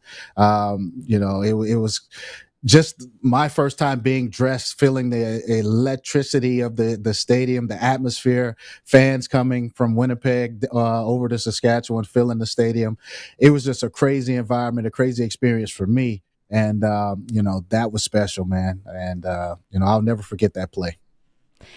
And one final one from me here, Darian. They made their cut downs. They made their decisions south of the border in the NFL. And a familiar name to Rider fans in Dohnte Meyers, cracking the 53-man roster with the Cincinnati Bengals. Now, how cool is it to see a guy who helped shape that Grey Cup win with Saskatchewan in 2025 to now make that jump? I mean, you know what this is all about. Man, for him, it's just his story, right? It's being so close to just being done with football, not wanting to give up, doing whatever it takes. I'm not sure if it was Uber Eats or groceries or something like that, but he just did whatever it takes to keep his dream alive, found a workout with the Riders, got into camp, worked so hard, to make the roster, and due to injury, finally gets an opportunity, takes advantage of it, becomes one of the best receivers in the league, Grey Cup champ. Now in its mid to late 20s, which is so hard to do because NFL rosters, and executive, they look at your age and how many years they can get out of you. They kind of weigh that into their decision making. So to be in your mid to late 20s and make an NFL roster speaks just volumes about his talent, his work ethic, everything that comes with it, man. So congratulations to him, and good luck. I know the Riders were, the selfish part of them were hoping that it didn't happen and he had an opportunity to come back. But of course, as his friend and his former teammate, all those guys are happy for him. And I'm very happy for him as well, man. I love to see guys take advantage of opportunities, and he did that. So very, very special moment from Dohnte Meyers. All right. Can we do the rapid round? 3 quick questions? Sure. Okay. Rapid round. Let's do it. Okay. Question number 1. Is it wrong that I am somewhat feeling sorry for the personnel with the Ottawa Red Blacks after they go to 0-11? Because I know it's professional football and everything. There's good football people there. There's good people there. There's good fans there. But 0-11, should we feel sorry for them? Not at all, because they wouldn't feel sorry for us if we were 0-11. And that's just how the game goes, man. And it's unfortunate. It's a big boy sport. You have to put your big boy pants on and deal with the consequences and everything that comes with it. And, me being a former player, I look at it from a side where if they felt like they had no use for us, or if it was our turn and our time is up, they just cut us and they don't really care what goes on after that. So this is how it goes, man. And, my first statement, I'll stick to that. They wouldn't care if the Riders were 0-11 either. Well, coincidentally enough, on this day in 2015, the Riders were 0-9 and decided that they make a change in the coaching staff. And then a couple of days later went and won the Labor Day Classic 37-19 over the Winnipeg Blue Bombers, with a current player that will be playing here this weekend on Sunday, getting his first career CFL touchdown. And do you remember who threw him that touchdown pass? Who's the special guy? Nick Dembski. You did not play in that 2015 game, by the way. No, Obscure I quarterback. did. I did. Brett Smith. Brett Smith. Well, I was going to say Tino Sinceri. Wow. Brett Smith. Good old good guy, man. Yeah. Okay, last one of the rapid round, though. Trevor Harris is on the cusp of passing Doug Flutie for number 10 all-time CFL passing yards. What does that accomplishment mean? Can you put it into terms? We all know what Doug Flutie did. Like, this is incredible stuff, isn't it? Yeah. You use the word. It's incredible. I mean, I think I have 12 years, and I think about me being 40 years old and what he's able to do at 40. Even dream of doing something like that at that point in time in my life. So it's incredible what he's doing. Very few guys get an opportunity to play in their 30s, let alone to be 40 and still playing. So it's just incredible. Yeah, geez, about 4,000 more to go. But he didn't rush for over 7 yards per carry in his CFL career like Darian Durant. Well, maybe I could still be playing if I didn't run so much, and if I had that accuracy like Trevor, I may still be able to pull it off. Oh, all the what ifs come out. Darian, appreciate the time as always. Thanks so much for doing this, and look forward to catching up with you as we get through Labor Day here in Regina. Sounds good. Enjoy Labor Day. Well, thank you so much. Darian Durant, of course, Doubles joins us every Monday just after 5 o'clock. Also, I definitely said 4,000. I think I meant to say 400 yards. That's okay. Misspoke. So I just wanted to correct myself. 127. Never mind. See? I don't do math. This is why I got into sports broadcasting. Math is not my strong suit, but it's fine. Okay. We got you. I appreciate you. Thank you, Backgammon. Doubles, of course, is brought to you by Dutch Agriculture. Inspect your openers with Dutch Agriculture's On Farm for You program so you're not caught off guard in the spring. And of course, Doubles joined us on the Western Pizza guest hotline. Last call here. We're playing Pick the Score. What do you think that final score is going to be? Labor Day Classic, Mosaic Stadium, Riders, Bombers. What's the result? Closest to wins themselves a $200 SaskTel gift card. And of course, just for playing along, you're going to win yourself some tickets to the game as well, the next Rider home game. So kickoff is at 5 o'clock. Text us now, 306-936-6262 with your score prediction. And we still have your sports ticker coming up. And of course, Scott McCauley, Regina Thunder head coach, is going to be joining us here in just a moment. This is the Sports Cage, and it's on the home of Rider Nation, 620 CKRM, and streaming at sportscage.com. Did he really drop $500,000 on that used drill? Yep. It still hasn't figured out openers matter more than gadgets. Textbook Bill, right? Morning, everyone. That drill is fancy, but it won't make up for worn openers. Missed rows, poor placement, it always happens by the road. Check them now, swap them if you need. Fancy drill or not, accuracy and consistency starts at the opener. Talk to Andrew or your local Dutch dealer. Dutch Agriculture, precision where it counts. Visit DutchOpeners.com. Dutch Agriculture, on farm for you. The Labor Day Classic is this Sunday, and the Riders Foundation 50-50 is going to be huge. Last year's jackpot was over $1.4 million. How big will it get this year? You want a little more than a massive jackpot? Get your 50-50 tickets before 10 p.m. on Saturday, and you'll also be in for a Costa Rica vacation. Don't get hit with regret. Get your tickets now at riders5050.ca and go Riders! Riders 50-50 is presented by ISC. Have you seen the patio at Pump Jack's Cathedral? Seen it? I've practically moved in. Do they at least charge you rent? Only if I stop ordering food. I don't blame you. Great food, daily food and drink specials. 30 beers on tap, including local favorites. And there's no better place to catch the game with friends. So what are we waiting for? I'm waiting for this conversation to be over. Let's go. On the corner of Albert and 13th, Pump Jack's Cathedral Saloon and Steakhouse. Come early, stay late. The place where friends meet. If you've got a Steelcraft garage door, you've got a door with parts manufactured and assembled right here in Canada. A door with better insulation and seal, plus a warranty you're probably never going to use. And if you don't have a Steelcraft garage door, you should get one. Don't just hang a door, install a Steelcraft. Turn curb appeal into curb envy. Steelcraft door, Steelcraft door, Steelcraft door. We offer more. Steel-craft.ca.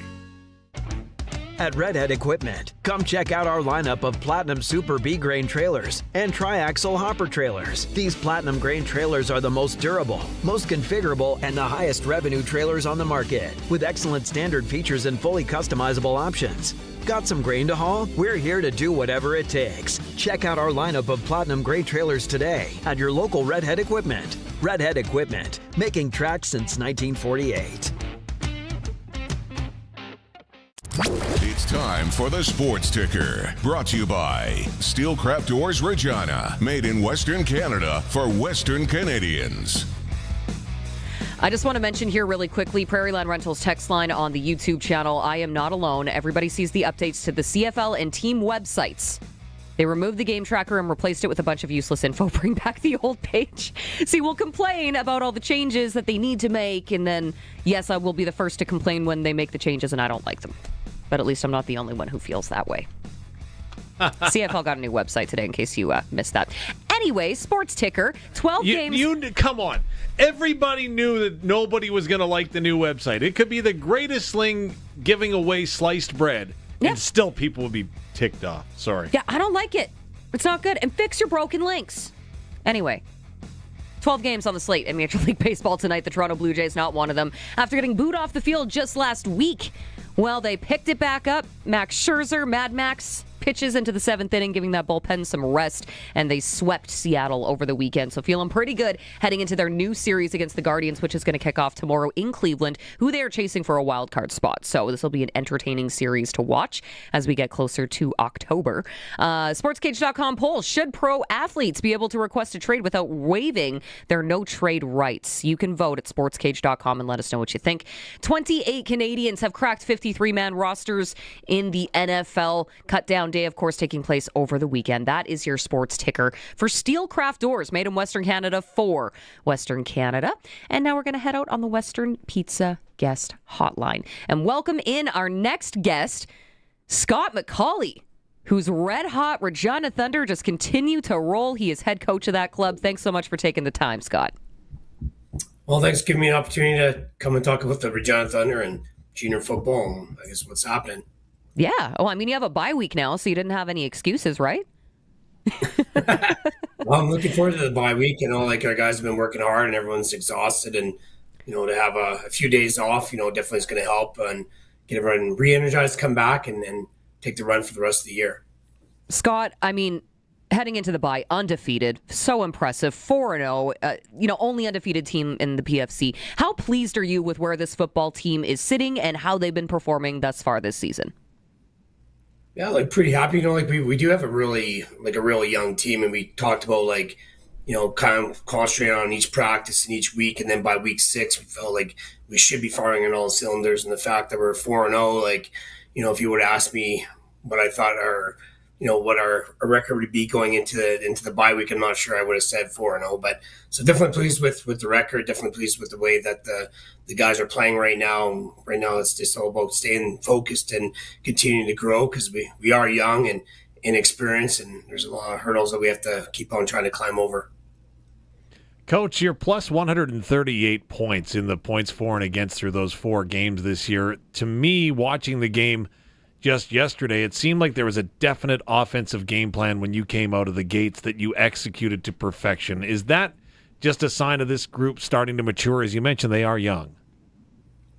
Yeah, no, for sure. Like Paul Tokars, our offense coordinator, has done a good job with organizing the game plan, and he does a great job collaborating with the other offensive coaches to sort of gather their feedback and their intel, and then from there always develops a solid game plan. And I think we have a lot of weapons as well. Like James Zelonke at quarterback can run with the ball, but also he can throw as well, and he's got a lot of different weapons at the receiver spot that he can throw the ball to. So that definitely helps. And then you look at our running back room with Peter Borsch leading the way. Obviously, he's done a great job, and he has a huge dynamic portion to our offense. But I really think about sort of our defense. I was just looking at the amount of takeaways we've had, and we've had over 20, 8 interceptions, 5 fumble recoveries, and 7 turnovers on downs. So you kind of bring that into the mix. You're definitely going to give your offense a short field to play with, and it goes a long way to gain points. Maybe talk a little bit about your quarterback there, because impressive. I mean, offense putting up 441 yards, your quarterback throwing, 3 touchdowns, 11 different receivers. I mean, there's got to be a lot clicking for him right now. Yeah, absolutely. Like Jaden, he's tall, so he can get a good vision of what's happening in front of him. He's smart. He's got a solid football IQ. He's actually Dan Clark's nephew, and so obviously they've watched a few football games together and talked about the game in depth. And he's a phenomenal athlete. Again, he can buy himself time by moving his legs, but he also is very good at getting rid of the ball quickly. So he's a guy that we really wanted to get at coming out of high school, and this year it just came apparent. We gotta just allow him to be the guy and go through the pains of having a new quarterback playing. And he's done a great job of growing quickly and getting the guys to fall behind him. He's got an efficiency rating thus far this season of 113.2, which is off the charts when you consider that he's just in his second year. Was it a big leap of faith to hand him controls of the offense, or you obviously mentioned the attributes that he possesses, you were just comfortable and confident in handing him the reins? I mean, there's a bit of a process. We knew him coming out of high school that this guy's going to be a stud, and we wanted to have him, part of our organization. And we're lucky enough that we're able to recruit him and also now retain him, right? But at the end of last season, we knew that that first year he was able to get a little bit of playing time and grow a little bit and gain a little bit more confidence. Because just the speed of the play and the how strong guys are compared to being a 22-year-old going against a 17 or 18-year-old goes a long way, right? So, but during practice all last year, he definitely looked like a guy that could, take over the reins and lead the team. That became very apparent, after spring camp. And, we had a 5th-year quarterback coming back and Adam Mosher, who is our starting guy, pretty much all last year with Jackson Arnott. But anyways, he became apparent that Zelonke was the guy, and it was time to just cut the reins, let him go. He obviously has to have people that run the right routes and get themselves into good spots. Ben Walls, we've got the opportunity to see him at rider training or rider practice, each and every day. But yesterday, that throw to Dohnte as he came across the middle, I'm like, where is this throw going? And then all of a sudden, there's 16 streaking across the screen. Tell me about your receiver group. Well, again, they're solid. We actually been kind of struggling trying to figure out who the top 5 guys are going to be on the field. So there's a little bit of a rotation going on there, and especially when we go on road trips and stuff, there's a lot of depth in that room for sure. So you got Kyan Brockman from St. Bruce, Saskatchewan, and I bet you most people that are listening to this right now have no idea where it is, but he's probably 6'4" and massive hamstrings from playing hockey and stuff. Just he's a phenomenal athlete, and he's a guy that can really stretch the defenses. And then you go to a guy also Ben Walls, who everybody kind of knows about, and is also part of the Saskatchewan Roughriders practice roster. Having both those guys at the boundary side opens up a lot of things, across the board. But, when you go to the field side, like there's Lucas Diero is kind of like the leader of the receiver group, and he's been very impactful. We haven't gotten him the ball as much as we wanted to this year so far. I think he's only had 6 touches or whatever, but that'll fix itself in its own as we move forward here. So, but he's another guy that's dynamic. And then you have a guy like Tanner Dohnte that just really has that top speed that can take the top off of defenses and stretch them vertically. And he's a special athlete as well. So we're lucky that way. September 12th is certainly a date that football fans have circled on their calendar. Saskatoon coming to Regina for that rivalry game. They're 3-1. They're right behind the Regina Thunder. So how much does that game, how important is that game, and how are you preparing for it during the bye? Well, anytime you're playing against your provincial arch rivals, it's always a big time game. For us, like kind of looking at like whatever the record sort of is coming out of the next 2 game series with them, like that's really going to dictate who has a home playoff advantage, right? And for us, like not just being able to play the game in Regina with our own fans, but just the gate and from an organizational standpoint means a lot, right? So there's a lot on the line, bragging rights, and obviously there's that, there are arch rivals, and we always look forward to playing them. But also from an organizational standpoint, there is a lot of pressure to win those games because it goes a long way with helping us to do what we do off the field with the players as well. Well, there's some history there, right? I'm thinking back to that PFC final last year. Oh yeah, we're looking forward to having the opportunity to replay them again and hopefully be able to make up for what happened there in the last couple of minutes of that game. But it's a new team and it's a new season, and our guys are excited to keep on growing. And like I said, like we feel like we're going to be the best we can be by the end of week 6, and this is now going to be week 5, and so we're not fully exactly where we want to be, but we're going to have a good solid 2 weeks of practice and preparation for September 12th, and we look forward to playing them at Liable Field. The place is going to be jam-packed and loud and crazy, and it's going to be a phenomenal environment that we're looking forward to playing in. That was going to be my question. You are playing the game at Liable Field. How big of an advantage is it there? Because for folks that haven't been, you should go, because the atmosphere is outstanding for junior football. It's a perfect size venue, and as a fan, you just can't help but get involved in the game. What does it mean to your team? I think that's going to be kind of the bit of the help us out a little bit, having that home field advantage and having the fans in the stands is going to be loud. It's going to be crazy. They're going to bring a lot of excitement.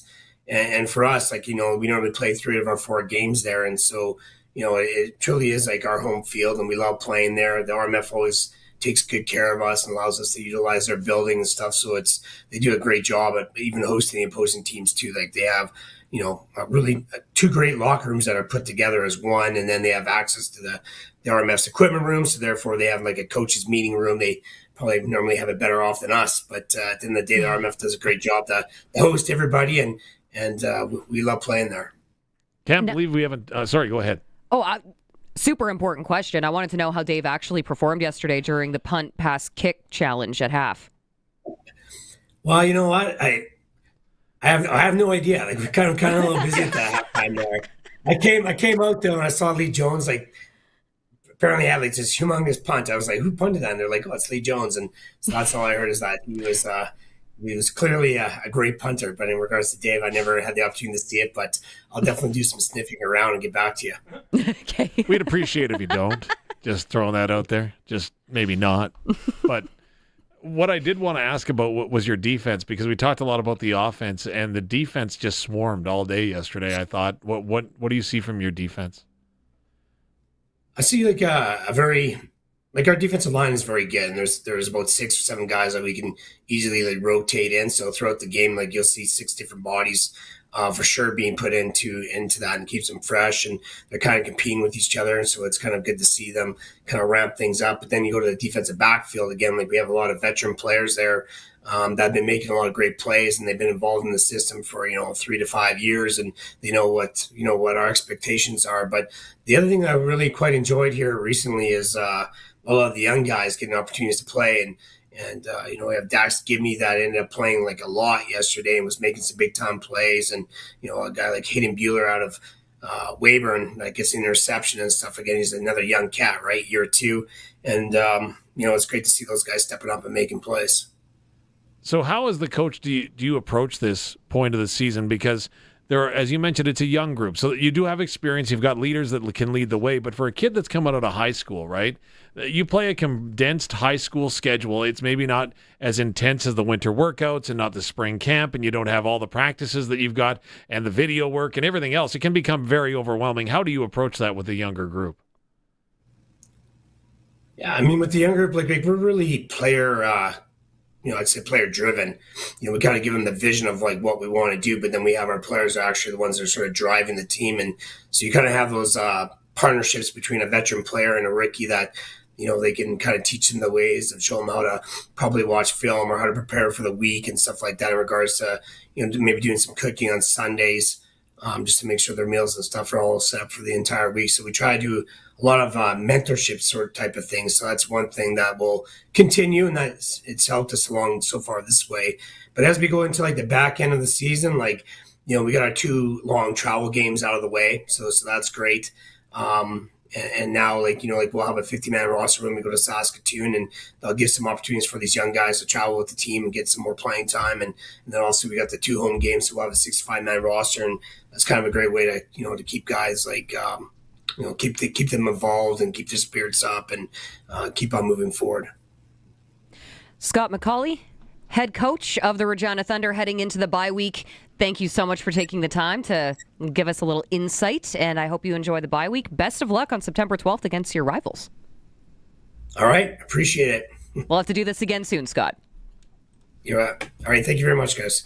Appreciate it, of course. Scott McCauley joining us on the Western Pizza guest hotline. We're almost out of time for the day, but we are going to take a quick break. We'll be back on the other side. It's the Sports Cage, and it's on the home of local sports on 620 CKRM and streaming at sportscage.com. If you've got a Steelcraft garage door, you've got a door with parts manufactured and assembled right here in Canada. A door with better insulation and seal, plus a warranty you're probably never going to use. Combined with a LiftMaster opener, it's the right choice. And if you don't have a Steelcraft garage door, you should get one. And a LiftMaster opener. 100% made by Canadians for Canadians. Steady, tariff-free pricing and great quality, no matter what. Steelcraft door, Steelcraft door, Steelcraft door. We offer more. The Labor Day Classic is this Sunday, and the Riders Foundation 50-50 is going to be huge. Last year's jackpot was over $1.4 million. How big will it get this year? You want a little more than a massive jackpot? Get your 50-50 tickets before 10 p.m. on Saturday, and you'll also be in for a Costa Rica vacation. Don't get hit with regret. Get your tickets now at riders5050.ca, and go Riders! Riders 50-50 is presented by ISC. Play of the game? Touchdown! More like the game to play. The new Saskatchewan Roughriders Scratch and Win ticket. It's your chance to win 10 years of Rider season tickets, a premium suite for the home opener and the Labor Day Classic, and tons of Rider swag. Plus, 2 chances to win $75,000. Tickets available at your favorite lottery retailers. Proudly brought to you by Sask Lotteries, supporting sport, culture, and recreation across the province. Please play responsibly. Why do people love pickles so much? They'll tell you it's all about that tang. So Taco Time put new tangy dill salsa on a burrito, taco, and deluxe Mexi fries. It's big pickle energy for a limited time. Anytime is taco time. It's a pickle person thing. Text CKRM 306-936-6262. Powered by Prairie Land Rentals. From power tools to skid steers, they probably have what you need for your job. 600 Albert Street, where you deal with the owner. This is Sportscage. Watch our live stream at sportscage.com and on the radio at 620 CKRM. Monday edition of the Sports Cage is brought to you by sasktoday.ca. The voices of Saskatchewan. Visit Sask Today. It's the provincial leader when it comes to news, ag news, and of course sports. Sportscage.com is where you can find us right now streaming. That's also where you can find everything that you need in local sports right across the province, from corner to corner to corner to corner. There's 4, right? 4 corners, yeah.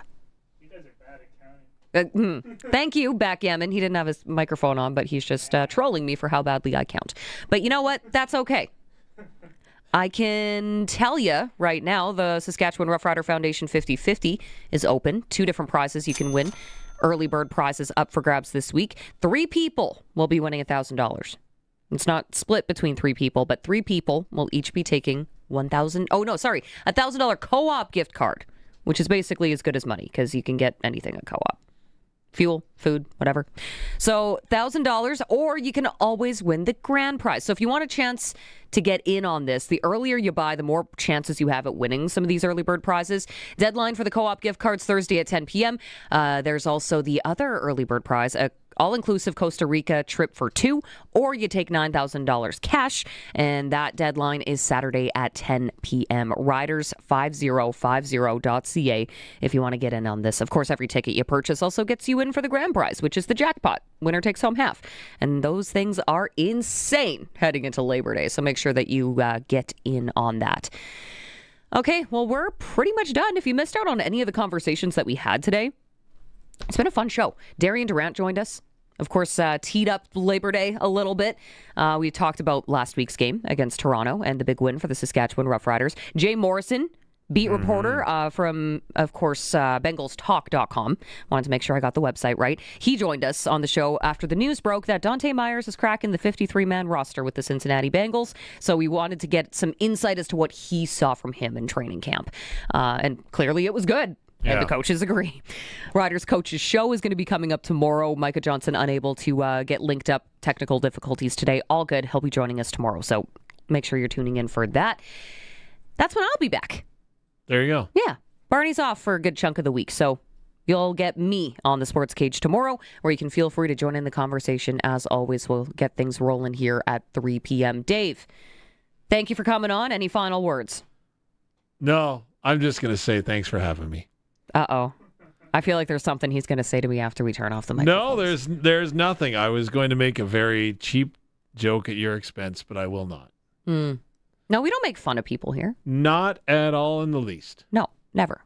Never, never, never. Go back, listen in podcast form if you missed any of our conversations. Appreciate you coming along for the ride. As always, thank you on behalf of myself, Backgammon, or Curdy Bird, or Curtis, whatever you want to call him. Curdy Bird? Yeah, I like calling him Curdy Bird. No, I don't like Seaman. I don't like Seaman. No. On behalf of Curdy Bird, Dave Thomas, and myself, good night from the corner of 12th and Rose in downtown Regina. The original 620 CKRM Country Cookouts are back for the harvest season. As you and the crew take a break from taking crop off the field, we'll fill you up with a delicious meal from Nikki's Cafe and Catering. We'll also bring you prizes and live entertainment. Keep it on CKRM for the dinner bell cue to call, and you could be one of our lucky 8 Fall Country Cookout winners. 620 CKRM's Country Cookouts for Brian Golly at Smart Investing Solutions, Cowtown, P90 Energy, APAS, and Nikki's Cafe and Catering. Hi folks, Tim here. Now is the time to purchase a quality used Case IH combine from Young's Equipment Incorporated. Did you know that on qualified used combines, we offer an interest waiver and a protection plan?